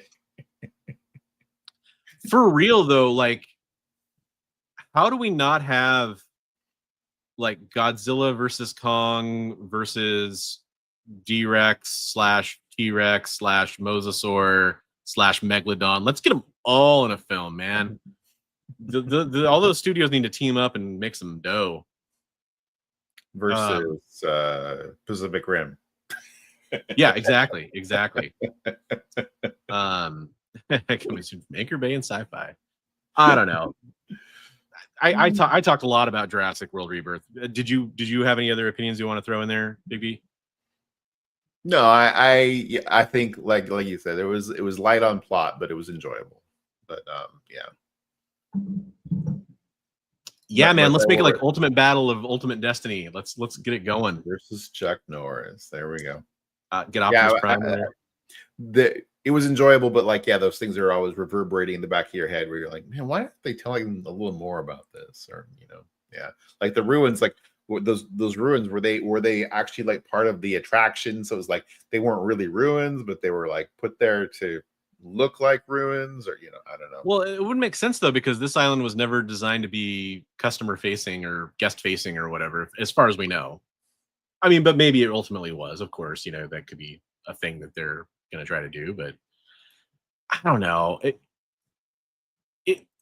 I hope that if they're going to continue, and that clearly they will after making a ton of money, I hope that they continue down a slightly more interesting path, because this will get too old too fast, I think. Right. Oh, nice. Aliens versus Predator versus Kong versus dinosaurs versus Godzilla. Sunny day. I like that a lot. Actually, you know what? Speaking of that, the new Predator Badlands movie I think looks really cool. Yeah, no, I think it looks interesting. I can't remember if we talked about it on the show or not, but there's a could just be a fun Easter egg. But in the shot of the trophy room that's must be on a Predator ship or facility or something like that, they show an Independence Day skull from those aliens. Oh, cool. So that might be, and that's they're all under the same umbrella of ownership, so that might be fun if they do that. Yeah, Chuck already made the dinosaurs extinct. You got a good point, Jay. That's a good point. Okay, so I guess we should probably move on to the next of the big three blockbusters or the ones that are probably most interesting to our audience. Unless you had any other thoughts you want to get out No, I'm good on that. Yeah, just checking. So the next movie we're going to spoil for all you out there, although I think we can kind of go non-spoiler for a little bit, probably, is the next one to release, which was Superman 2025. James Gunn's entry. We got a new Superman, David Corenswet. We got a new Lex Luthor. It was a fun film. It had a good cohesive tone. It's kind of, in retrospect, it's what I expected from James Gunn, tonally at least. It had a decent amount of action. I'm excited. I'm excited for the kickoff in some ways, even though it technically isn't. But it's the high visibility kickoff of the new DC stuff. What were your thoughts on it? Hello. I thought it was really cool that it was like they didn't shy away from the weirdness that is the DCU. Like they just full on embraced it and like acted like this is normal day-to-day life in the DCU. I loved it. Yeah. Yeah, it's funny because in some ways I feel like the MCU could have benefited from that, because I don't know, like Marvel New York City has always been kind of a fun, like anything Spider-Man could be just swinging through the street, like, and nobody bats an eye, but in the way that they've done the MCU, everyone's kind of, yeah. I think we're gonna have to kind of get into the spoiler territory now. So kind of your spoiler warning for Superman. Yeah, I had a conversation with our own resident super fan Jay about that after I saw the film. The message from Jor-El that definitely threw me as well. Crypto stole every scene. Yeah. I would actually, at one point, I would say that Crypto kind of annoyed me in the movie. Like, just it was almost a little too much Crypto. But it was well done. It was well done. And the final, we're in the spoiler territory, so I can say whatever I want. The final payoff for Crypto, being that it was actually Supergirl's dog, was fantastic. Like that. Oh yeah, was like, oh, well, that explains everything. Like, right. I love it. I love it. Like, just the explanation of why he's such a quote unquote bad dog, poorly behaved great animal. Yeah. I mean, and he's still a good puppy, of course, but right. I love that. I absolutely love that. I love Kara walking off and calling Superman bitch, and in a friendly manner, that she's going off to get drunk on a Ren Sudden planet. I mean, all that stuff's great. I cannot wait. I loved the prototype Justice League that we get is pretty amazing. Guy Gardner was awesome. Mr. Yeah, Terrific well, is great. Mr. Terrific stole the movie in several scenes, I think. Right. Hot Girl was fine. Didn't really give her much to do, but she was fine in the movie for sure. Yeah. Yeah. It's I guess it's a little weird to like have Hot Girl and not have Hawkman there. I don't know. That seemed a little odd to me, I guess, but it's like the second time they've done that because they did that in Black Adam too, right? Yeah. Wasn't she in that? Am I making that up? Was she in Black Adam? I thought it was Hot Girl and Black Adam, and yeah, I don't know. Maybe I'm wrong. I've only watched that movie once, and I feel like I've forgotten half of it. So they had Hawkman, Aldous Hodge in Oh, that's Black right. Adam. Hawkman, that's Okay, right. so I'm totally wrong. Sorry, but it just seemed odd. Yeah. Yeah. Okay. So just literally the opposite of what I just said. Got it. Cool. We're getting back to this is like preseason form for us folks. But Black Adam is not James Gunn. No, I think there was some. Gosh, I think there was something I saw where, because James Gunn basically has kind of said like, if it makes sense to keep it, we'll keep it, but otherwise assume it's not part of this. I want to say there was like some aspect. I mean, clearly because of the end of Black Adam, there's no way, because I mean that's Cavill Superman. There's no way they can kind of really go back to that. But Well, I could see them. I read something that Gunn has a deal with Cavill where Cavill's coming back. So not necessarily as Superman. Oh, okay. He might be, a alternate universe Superman or something too. Who knows? But yeah. But what I was going to say is Pierce Brosnan is Dr. Fate. I could see that. I mean, there was nothing wrong with that in my opinion. I could see them bringing that. I could also see them wanting a younger Dr. Fate. So whatever. But anyhow, about this movie, Pierce Brosnan's Dr. Fate die at the end of that movie? Oh, I'm just saying, like, you could bring back the casting without. It doesn't really matter, right? Because if that movie's not canon, you can do whatever you want. Did he die? Also, it's been a while. That's how much I thought of that movie. It was kind of a bad movie. There were some good parts, but there were some bad parts. The first like 10 minutes of getting to see Black Adam in the modern world were pretty cool. Right. But about Superman, the JSA was pretty good. I mean, but yeah. But we're talking about Superman right now. Yes, trying to. So yeah, I mean, I enjoyed the portrayal of Lex Luthor was great. I mean, I don't know. When we're talking about Superman, we probably should have Jay on here too. But I mean, he's back. He's hot mic, dude. He's ready. Time in whenever you feel like it, Jay. Yeah. But the plot of the movie, it was a good way to tell a Superman story, where you often run into that problem where Superman's too powerful and then they have to like hamstring it or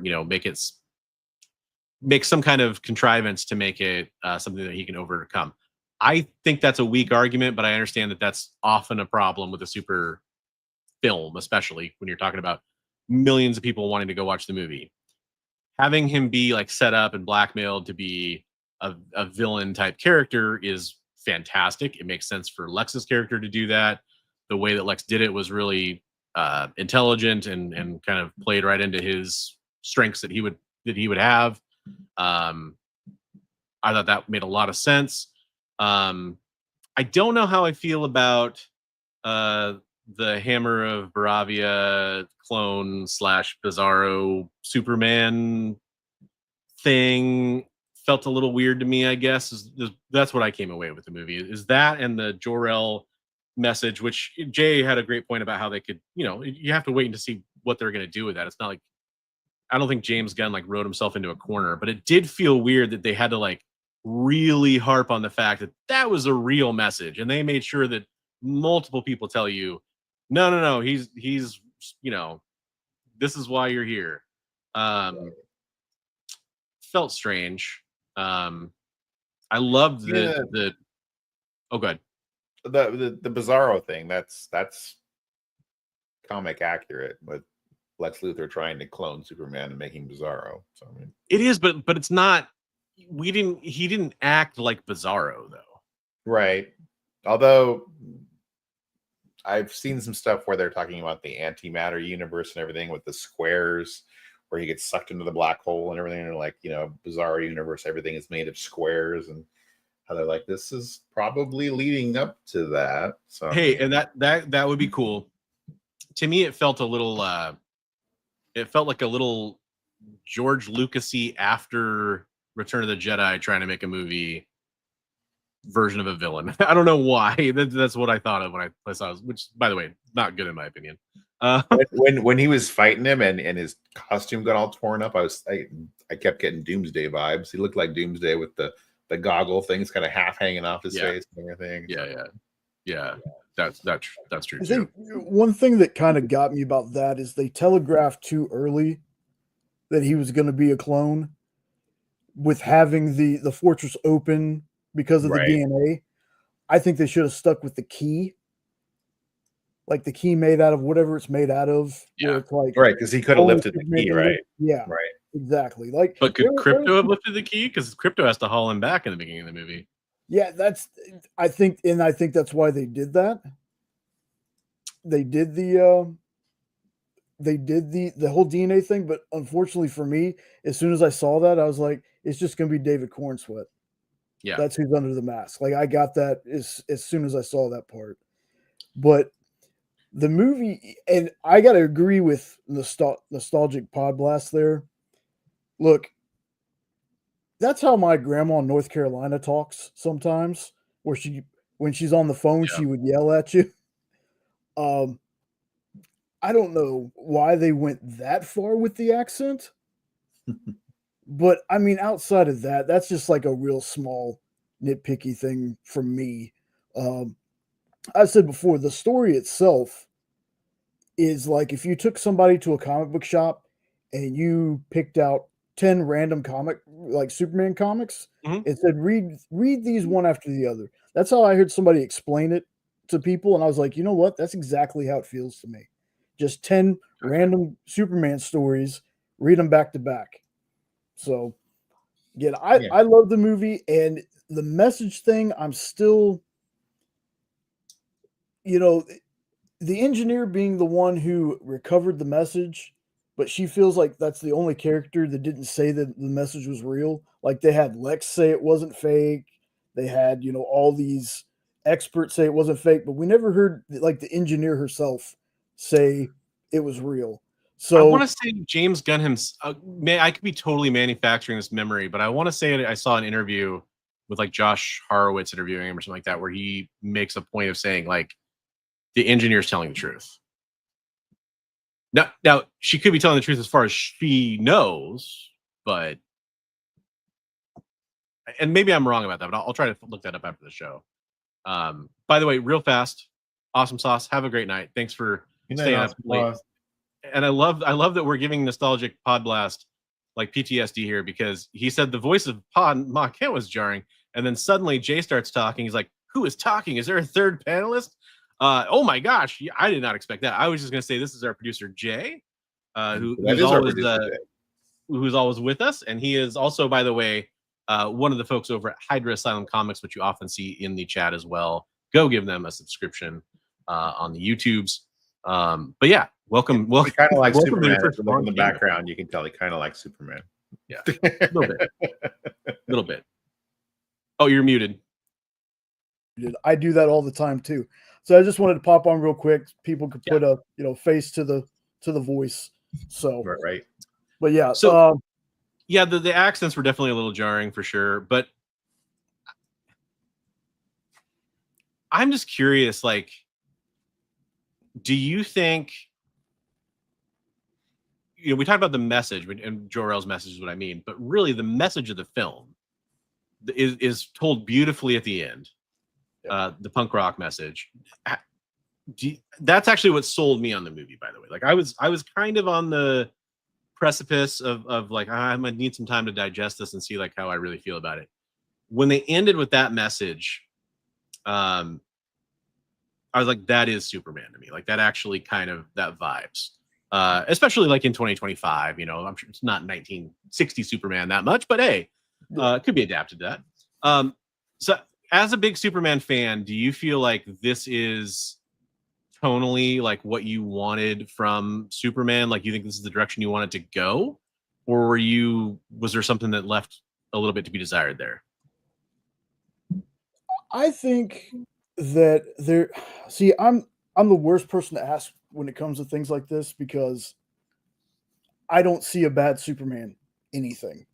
Like I've loved everything Superman that's ever been put out. I've loved every actor who's portrayed them. I've watched the freaking musical that they had of Superman. Yeah. I wish this movie was a little bit longer. Just a little, not a whole lot, just a little bit. And there's certain things like for me, the music doesn't really work, if I'm being completely honest. Like the punk rocker song, I know everybody loves that song. All I hear is Peter Dinklage singing Space Pants whenever I hear it. Space Pants, yeah. But it took me 2 times though. I'm gonna be like, in all seriousness, the first time I watched it, I was like, man, I really, really, really like this movie. Second time I watched it though, I was like, you know what? I love this movie. I've watched it like 6 or 7 times now. Yeah. Just the whole message of the movie to me, and it's always been to me that it's not about Superman's power, it's about his heart. As you know, mushy as that sounds. You know, this is a man who, when he walks out in the street, he has to make a conscious decision about bumping into people or making sure, you know, he doesn't sneeze, or, you know, Superman doesn't sneeze, but you get what I'm saying. He's got to make a decision about every little thing he does. You know, this is the man who has a power of a god who at any moment could take over the planet. But he's just too good of a person to do that. He saves a squirrel in this movie, y'all. And that gave me Christopher Reeve saving the cat out of the tree from Superman 78 vibes so much. I think David Cornsweet did a fantastic job. And again, while my Superman is always still going to be Christopher Reeve, this is going to be so many people's Superman. And I'm happy. I'm so happy for that. I will say this too. This has actually got me a little more excited for Supergirl. And if you've ever read Woman of Tomorrow, if this movie is even a quarter of that book, that movie's gonna be awesome. I would tell people who are on the fence about seeing this, there are some people, you know, when you say, "Oh, I don't like James Gunn," they automatically assume that you're just mad because Snyder's not directing the movie. I have plenty of friends who don't like Snyder at all, but they also don't like Gunn. I'm like, look, this is a James Gunn movie. You can tell it's a James Gunn movie, but it's done in a way that, for me, is super respectful to Superman. You know, he's not the fetishist that Peacemaker says he is.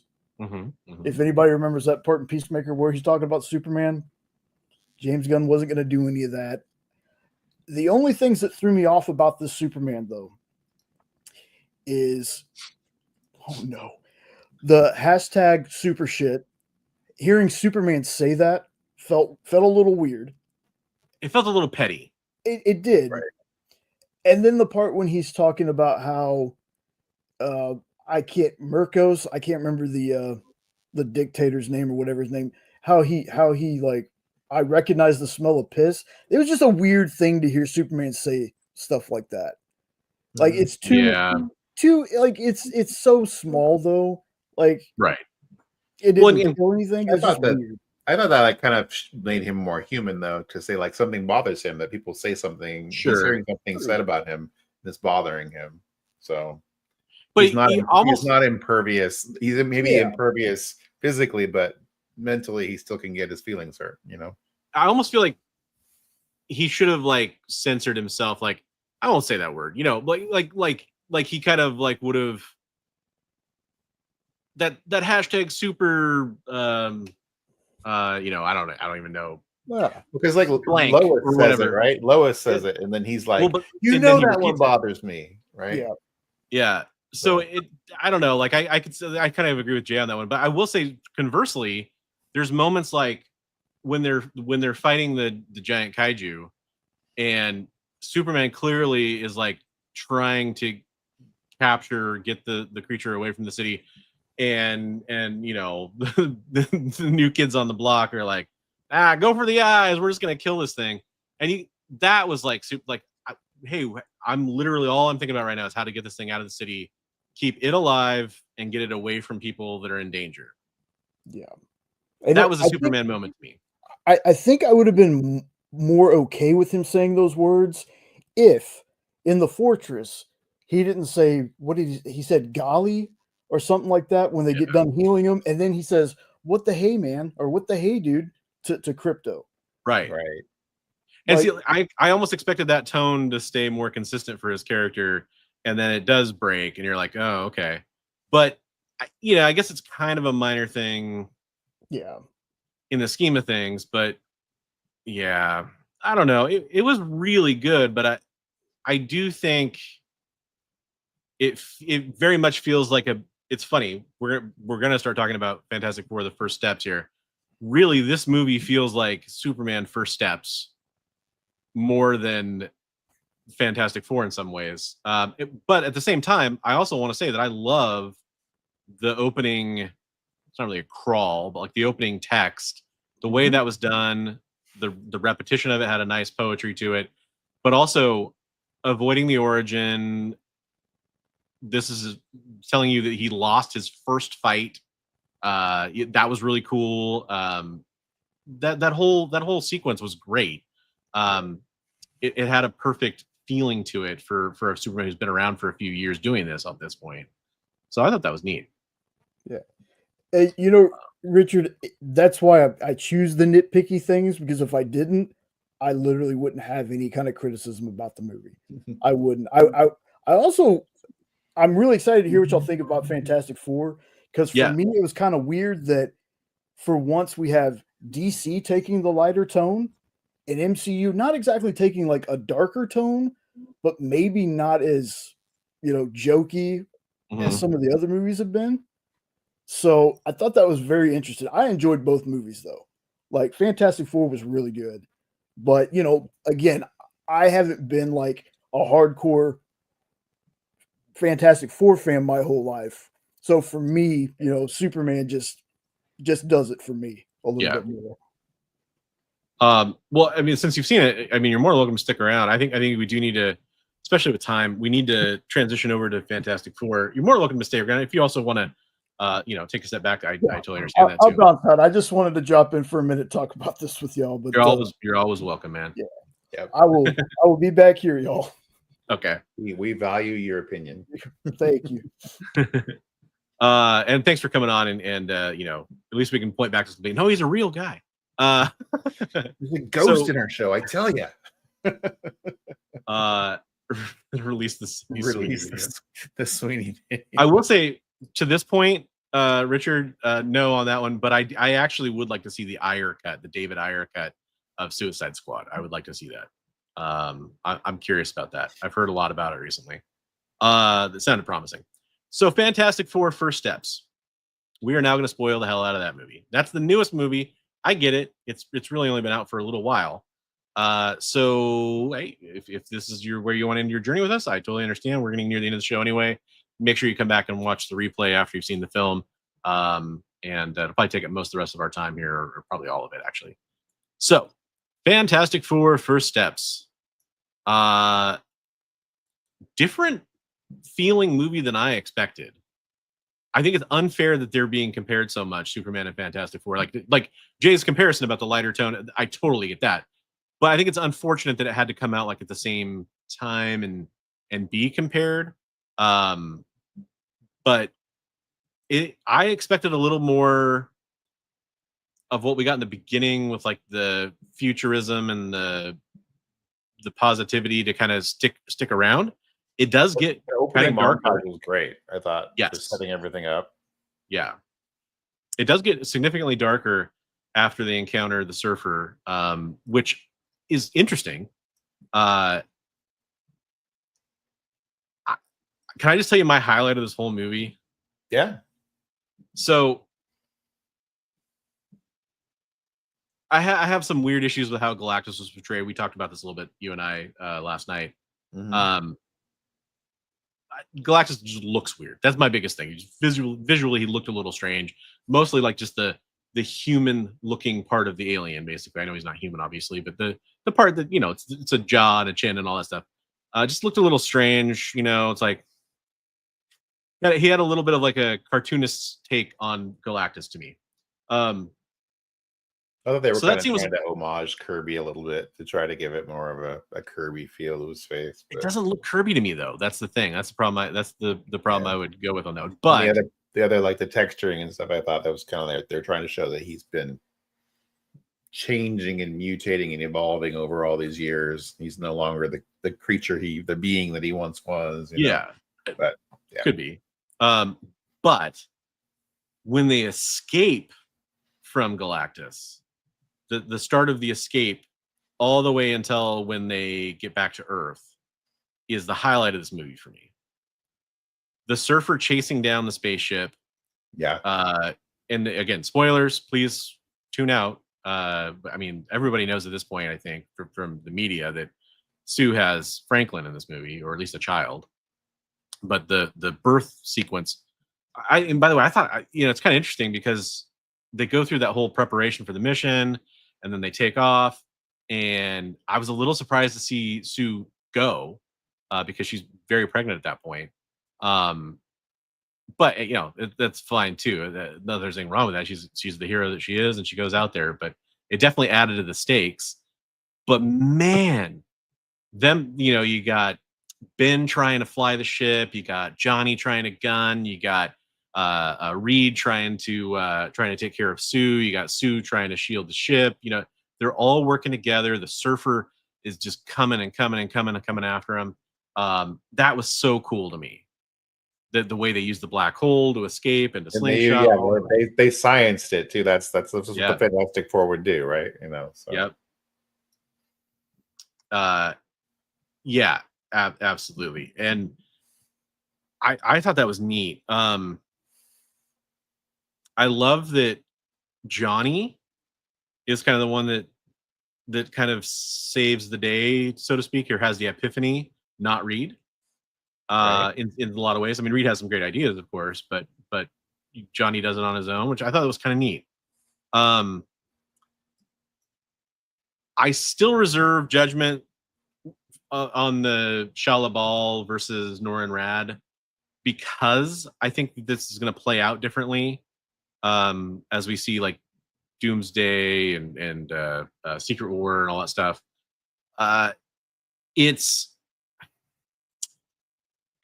After seeing the movie, I had no problem with Julia Garner as Silver Surfer, but it did kind of make me, to some extent, wish that was Norin Rad, especially in that sequence, which I still love the sequence. Nothing about it being Shala Ball took away from the sequence, but it did kind of make me go like, that'd be kind of cool if that was Norin Rad. And it just makes me wonder, eventually, I'm positive that eventually we'll get Norin Rad. It just makes me wonder who's going to play him and how that's going to go. But she did a great job.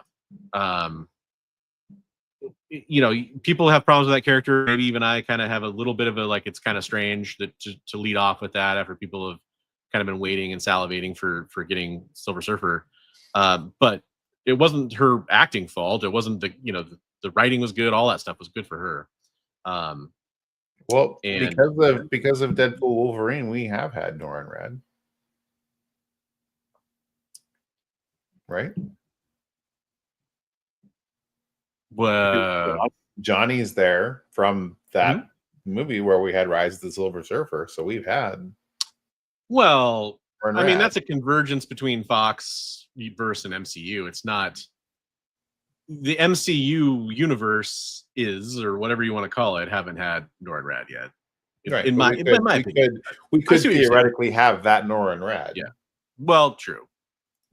That could be other. I have a feeling it's going to end up being different than that, even. But yeah, That's kind of a weird one, but it made sense, and then it sort of made sense in the film. I don't know if this is the reason why they really did it, but as much as I like the Johnny thing, I'm not going to be unaware of the fact that Johnny being kind of a playboy kind of character or something, like he's a bachelor type character that wants to go out and score hot chicks. Basically, it's kind of what I think leads him on to that path to begin with, at least in the film, and I think that worked. So it kind of makes sense. He's interested in him. He's like, hey, like, let's go flying. Like he's kind of you get a little bit of that vibe. At least I did. So that kind of worked, and it kind of made sense. I'm not naive to that. I feel like the character that I thought was gonna have the biggest problems with, and it bared out to be true, was Ben. Really? And it's mostly it's how he feels fake in the movie. Like literally, like his weight on the screen doesn't seem significant enough. Like, and I saw this in the trailer, like when he's clapping, it doesn't sound like rock clapping on rock. The VFX or the CGI blending of him in the background, or the lighting, or I don't know exactly what it is, the layering of that never quite worked for me in some of his scenes, like especially when he's on like the street, in broad daylight. That was a great scene. I thought the Thing looked awesome. So I don't know. The overall model of the Thing is fine. The actor whose name I cannot pull off the top of my head, the guy from The Bear and a lot of other great stuff too. That scene where they have him pulling the ship at the beginning. It's like, yeah. Oh. Dude, all that was great. I'm just talking about, like, literally there was like a budget thing kind of going on with him that felt weird in a way where it's almost like a couple times I almost wanted a guy in a rubber suit. Like a couple times.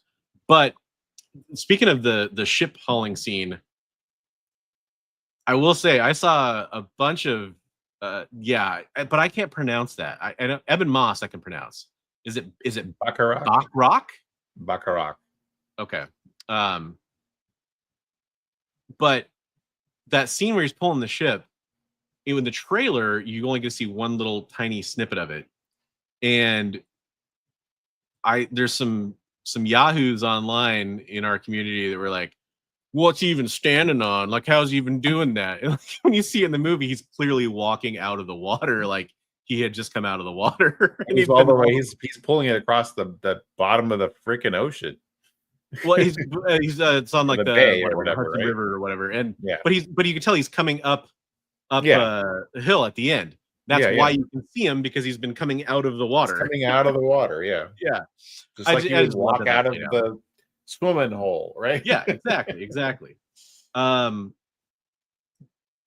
don't have any problem with like the character of the Thing in this movie or whatever. I think he actually was pretty awesome in that role. But there's just something that I guess it's kind of an uncanny valley thing when I was watching him a few times, where it's just like, I wish I was able to immerse myself more in the fact that this is the Thing and it's a real character, instead of something I know is being generated with computer effects, basically. I didn't have that issue with it, but my issue with the Thing was more of, he just seemed so accepting of his role in life, whereas in like the books, there's a lot of him like feeling sorry for himself for being a monster, and how he's not human anymore. And they didn't really touch too much on that. He was just like, hey, this is how I am. It's just kind of like, I think because we're getting him a little bit further down the road, to me in the comics, that always kind of seemed to go in cycles. Mm-hmm. Like he'd accept it for a while, and then he'd get melancholy about it.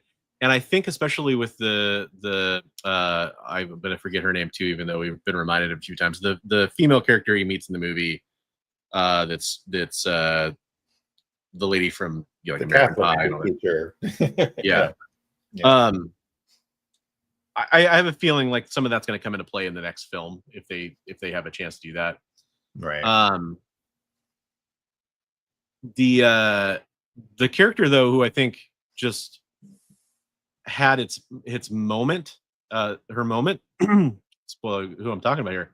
Sue Storm fucking rocked in this movie. No, Sue Storm was awesome. Yeah. Yeah, Natasha Lyons. Thank you so much, Jay. She absolutely killed it. I have never experienced that level of appreciation for a character and what they can do, and their strength as in her case, like her strength as a mother, her literal physical strength, with her abilities.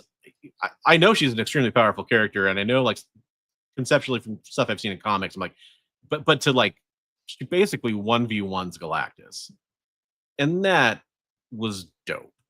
I thought it was super Especially- cool when she made the magnifying lens thing with her invisible shield and Johnny shot through it. That was pretty cool. Yeah, that was great synergy. The character who is the hardest for me to walk away from that movie and feel like I digested for me is Reed. But that's kind of how Reed is. He's always supposed to be so standoffish Yeah. and everything. And a lot of people they've floated the idea of, is this going to be the Reed that's going to be the what's his name, The Maker. the Maker, right? Is he Yeah. going to be? Because he even says, like, it's my job to think horrible, terrible things, right? Yeah. So, but So by the way, shout out to Damien, aka Sleep Damien. Reader 666. To your point about the gruff angry thing, I'll just go back to the thing for a second. I guess what I'm talking about is, like, by the end of the movie, there's the whole it's clobbering time kind of running joke, like, say the thing. He says Right. it in the cartoon. I don't really say it, and then he embraces it at the end.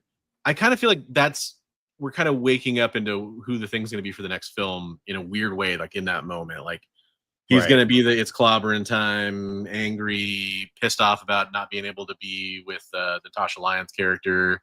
The Alicia Masters thing, I am really curious about that as well. Right. Obviously, a big part of it. High Blast brought up a point about where was the Yancey Street Gang thing and everything, and Ben did kind of allude to that. He said, like, back in the day, he would steal cookies and stuff from so, and when he ran with the wrong crowd and everything. So, I mean, they're kind of alluded to that a little bit, but yeah, there's a lot of stuff that we're like, oh, well, hey, where was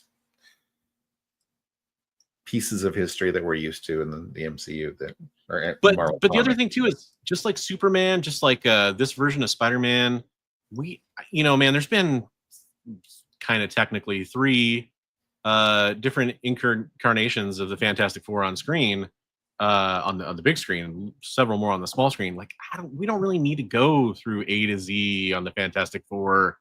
Like, let's tell a good story. Let's tell a good, and they had to squeeze a lot in, because it's like, hey, if we're gonna get a new Fantastic Four film, we need Galactus, we need Surfer, we need to, kind of wrap it up by the end of the movie and not have it be part 1 of 2 kind of a thing. It's a lot to do. I'm kind of glad they avoided, except for the post mid-credit scene or whatever, I'm kind of glad they avoided Doom for the most part, to be honest, because it just would have been too much. Right. But yeah, it's figured unsung character of the movie, Mole Man. I thought he was great. And I love that actor. Another guy whose name I cannot pull, but I love him and everything. He was great in the Richard Jewell movie about the Olympic bombing. He did a great job in that too. He's giving Johnny a hard time about his clothes. Yeah. So this is kind of something we were going to allude to, and we haven't really hit on it. So as much as we could gush over Fantastic Four and Superman, which, I mean, I loved it. I loved it. I've got more quibbles with Fantastic Four than Superman, but I think Fantastic Four in some ways was a deeper film. It was just kind of odd to say, but I think it had more levels and more implications, that things that will have to pay off later on. So there's some of that going on. But about, Figure Drawing's point here about, do you think Feige is upset or content with the box office? And I think we need to kind of talk about this a little bit. Like, do box office numbers matter? What's the state of Hollywood and comic book movies and all this kind of stuff going on in summer?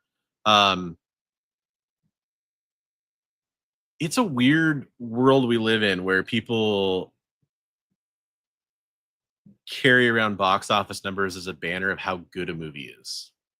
Right. It's strange to me. And it's strange to me in a way that it's like people that like have to hold up their iPhone or their Android, or people that, you know, it's just, I don't, other things that are dichotomies where there's one side or another. I don't get why it's got to be such a big deal. And frankly, what matters to me is if you enjoyed the movie or not. Like I think Thunderbolt, like when I recommend a comic or a graphic novel to somebody, I don't go, well, this sold, you know, X amount of copies. I don't care. I'm like, I enjoyed this. This is really good, you know. Yeah. Thunderbolts made less than $200 million. Thunderbolts was a damn good movie. Yeah, I enjoyed Thunderbolts. Thunderbolts may have been, besides Deadpool and Wolverine, which is kind of a unique thing. I mean, it is a unique thing. It was probably the best MCU film since like No Way Home, probably. I'm trying to...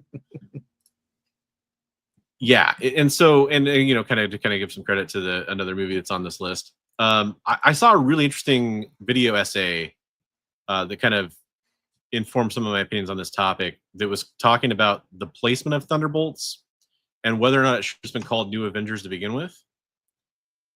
And also, if it had come out before, you would have had to change a few things. But if it had come out before Captain America Brave New World, the theory was, the thesis was, it would have done $500 million. Because the timing kind of is weird on Thunderbolts and how it played out and everything. It's very fascinating. I wish I could remember the video creator's name so I could give him credit. But I think there's a lot going on with that. But Thunderbolts made less than $200 million. It was great. It was a great film. Yeah. You know, you could argue that part of the reason why it didn't make more money is because it didn't have some of the bigger heavy hitters in it, of course. But that's kind of the point of the movie. Right. Which Pod Blast, if you haven't watched the post credit for Thunderbolts, you had a question about the FF coming over. So yeah, that, and it's still a legit question. You know, because there's a big time jump at the end of Thunderbolts too. So there's a lot of stuff that with Sam Wilson and with Avengers and what's going on in the greater MCU that's going to be very interesting, I think. But you know, Fantastic Four, for some reason, is getting picked on social media because it hasn't made enough money. That's what it feels like, anyway. The other thing I'm thinking about here is, so I mentioned before, I worked as a theater exhibition industry person for a number of years. It was my first career I really had as an adult. You were an exhibitionist? Yeah. The theater exhibition community is very, very strong. And things have changed. That was from about 2001 to about 2006.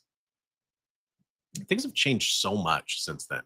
Like, especially post-COVID.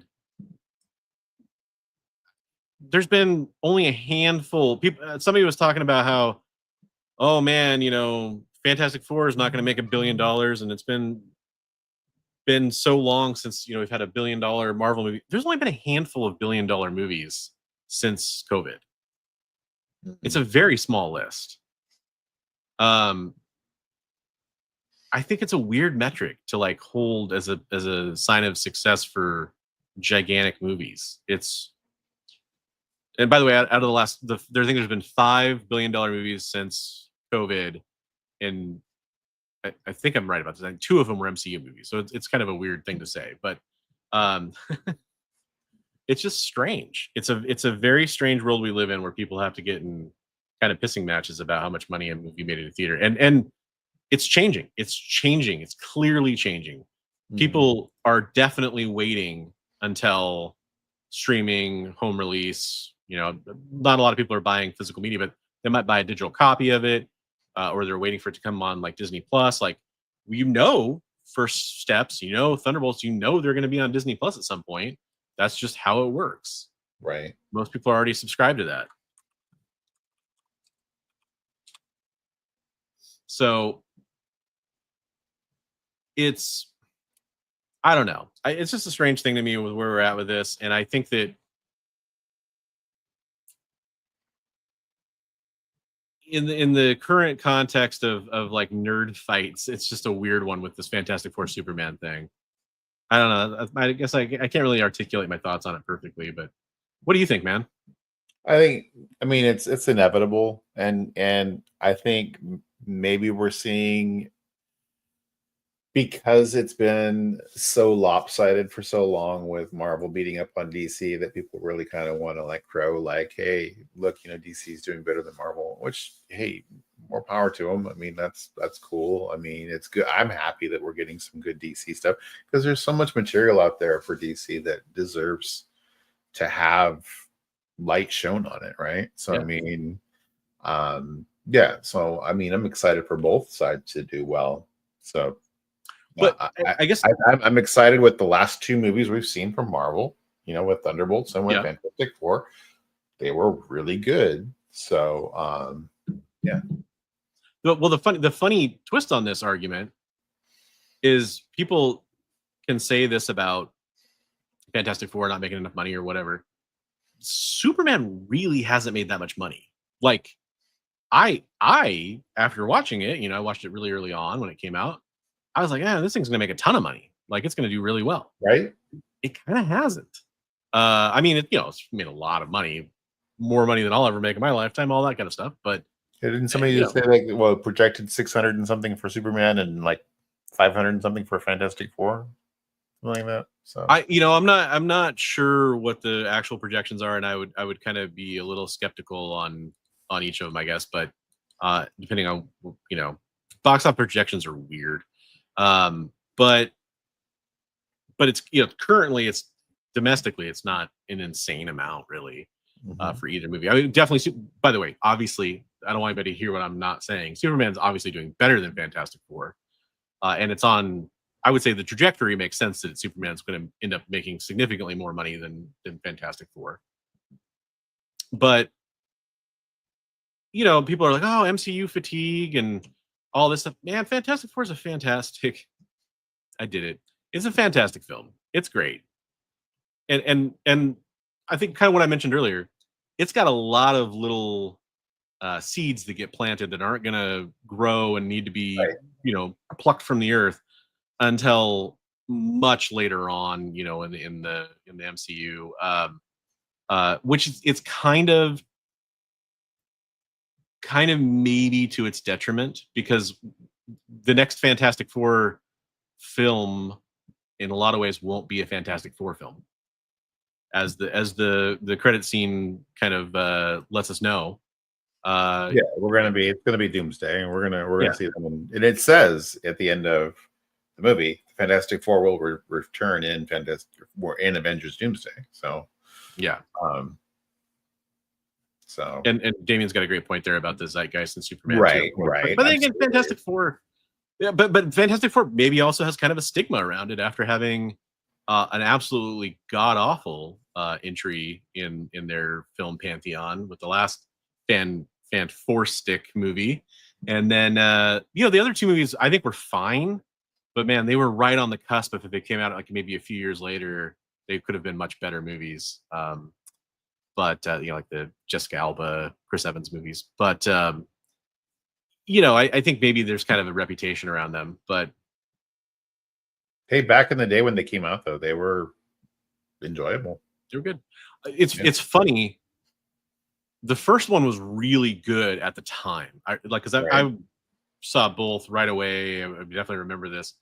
And I remember how much the second one, everyone harped on it when it came out. It was kind of a dud, really, is when it came out. But now everybody seems to look at it with like super rose-tinted glasses. Right. Well, the Galactus scene, right? Because they even have the shadow of his helmet and everything. Yeah. And then it's the cloud. It's like you have the shadow in the shape of his helmet, and then that was pretty lame. But to people's credit, I think the surfer introduction was pretty good in that film too. So right.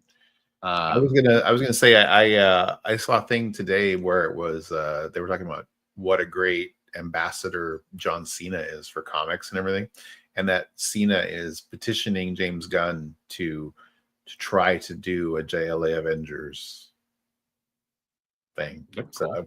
to what Podblast is saying there, or we're seeing, yeah, let's see him do like a revenue sharing kind of thing where we do Warner Yeah. Brothers and Disney work together and do something like, Yeah, cross that over would be these interesting. franchises, nothing but cash going both ways, right? Yeah. And also to the comment that Endgame was a once in a lifetime superhero event, and it was, but also I've said this before, it was handled so much more seriously than some of the stuff that came out afterwards, and to some extent it needed to be. But this really, like, between Thunderbolts and this feels like the groundwork for the next iteration of that. And luckily, the Russos are coming back for a big chunk of that. And I think that's a huge part of what made Endgame and Infinity War and kind of the build up to that so good. And somebody else even mentioned, I think it was Jay mentioned, oh, well, Captain Marvel made $1 billion. Man, Captain Marvel was the biggest beneficiary of when it came out. So talking about how Thunderbolts was hurt by when it came out and which movies it fell between, Captain Marvel was boosted to faster, further, higher, all that stuff by when it came out. Right. Anyhow, but yeah, so the RDJ Doom is going to be interesting. To see how they handle it. That's for sure. Yeah. Somebody said earlier, like the scene with Franklin, they're like, is Franklin healing Doom, and did he reach out to the multiverse for the face of a hero and maybe Tony's face? I mean, that's an interesting idea. It's interesting. I mean, I've seen a lot of interesting theories. I will say it's really hard to tell in the scene, but for my gut check is I didn't necessarily got the impression that Sue knew that was Doom. No, she's just like, who the heck is in my living room? Right. Yeah. And so because of that, I don't think that's, we're talking about the multiverse, folks. Like, there's going to be some multiverse out there. There's going to be some universe out there where Tony Stark's became Doom instead of, maybe even he's Victor Von Doom and he just looks different. It doesn't matter. I'm sure there's going to be a great reason for it that gets introduced. It's going to be fascinating to see. And maybe there won't be. I still think Robert Downey Jr. probably going to bring a good performance to the character. Oh, for sure. So, most likely. And I know he was getting tired of being Iron Man, and I know they threw a dump truck of money at him for this, but I do get this kind of impression that he was up for, like, he thought there was gonna be a challenge to why he was gonna be able to play this character, is the sense I got. And every time Robert Downey Jr. has tested himself on his acting ability, it's been good for audiences.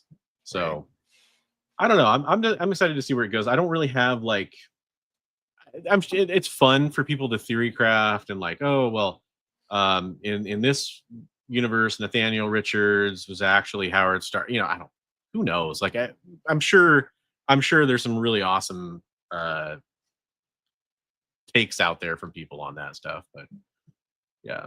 No, I'm sure we'll have a million theories, and none of them will be right, but they're fun to think about. Yeah. Hey, shout out to Super Saiyan 5. Can't get over the feeling that RDJ coming back hurts his amazing exit from the MCU as Iron Man.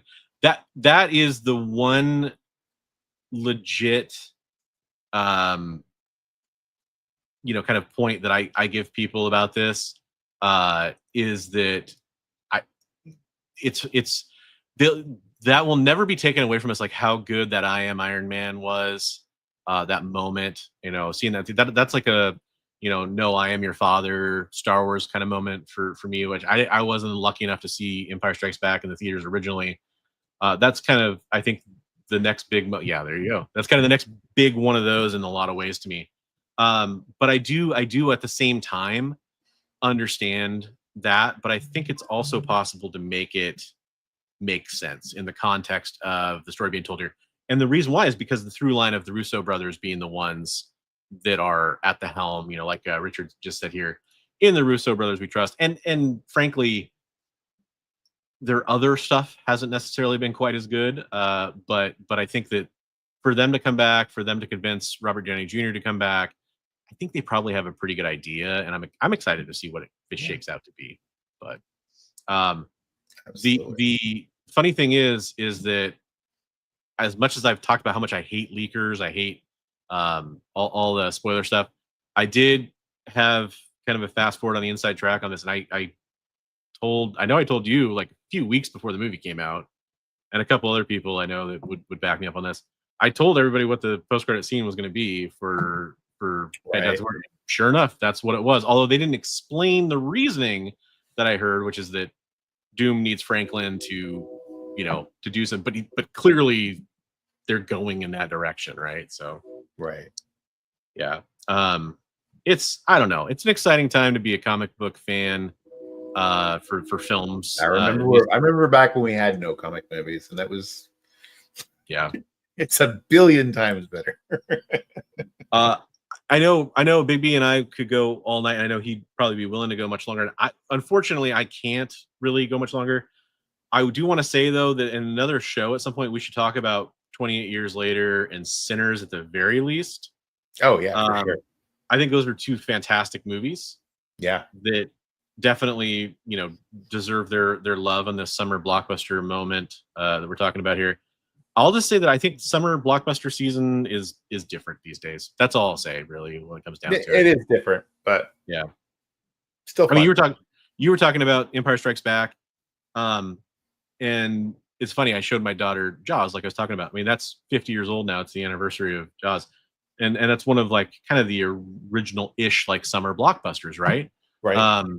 And it's just funny how much times have changed and how much things have changed. It's just somebody was talking about, do you think the release window between theatrical and streaming is hurting movies? And to some extent, yeah, but I also think as much as this could kind of hurt theaters, as a consumer, give me the opportunity to stream the movie in my home.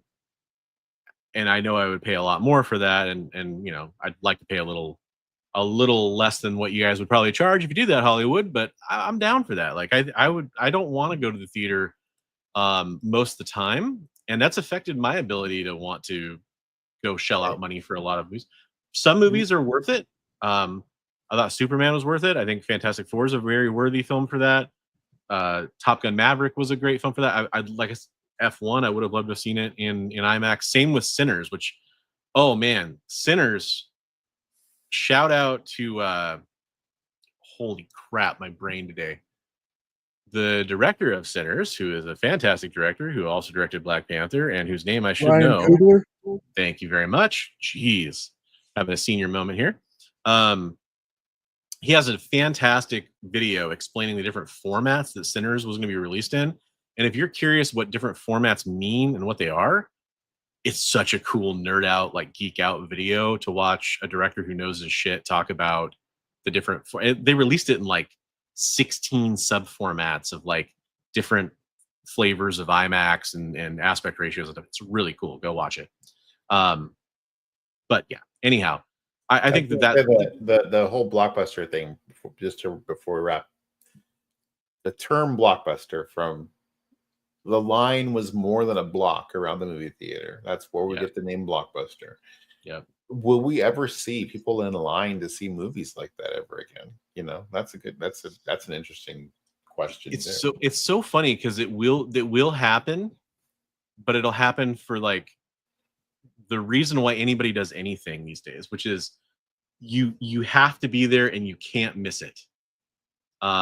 Things like Chicken Jockey, which it was a terrible trend, but Chicken Jockey Minecraft got close. Singing in the theaters for Wicked got close. Moments like that, the theater industry needs to embrace that stuff. Right. Have special showings for that, right? Yeah. It'll be things like Taylor Swift doing a tour that's shown in theaters. Things like that can still happen because people, that FOMO of real life FOMO of not wanting to miss out on the event, are like, well, if I'm not there and seeing it live or in that moment or with that crowd. In game was kind of like that, although, you know, not really necessarily lines around the block, maybe lines around the mall. But yeah, I think that we will get there for a few things, but it used to be a yearly experience, and now Right. it's a rare experience. So Yep. yeah. That's it. I'm pretty over on my time here. I think we've kind of quickly hit on most things we need to talk about. Anything that you want to hit on that we didn't hit on, maybe? No, it's good. Like you said, we'll probably revisit some of the other movies later. Yeah, for sure. That said, folks, we are back on our regular schedule for the most part. I mean, there might be a Monday here or there where you see us not do a show for various reasons, but you know, we'll be back next week with another show. It's 8 p.m. Pacific time on Monday nights, Best Coast Comics, and we are streaming on multiple different channels. Bronze Age Nerd here checking in. You got my channel, Bigby McFly, the comic guy, his channel, and also the EXP, which Jay is a producer over on that channel. So go check out all those. The links for them are in the description below. Subscribe. Consider channel memberships if you want to support the channels, just like you want to support your favorite movie if you want to see more of it by going to buy a ticket and seeing it in the theaters. Hey, channel memberships are a great way to support us as we go through this thing, because hey, it's always nice to make a couple dollars and know that you're appreciated, right? Yeah, we'll see you in the next one. Have a great night, everybody. Thanks for enjoying this fantastic summer blockbuster season with us.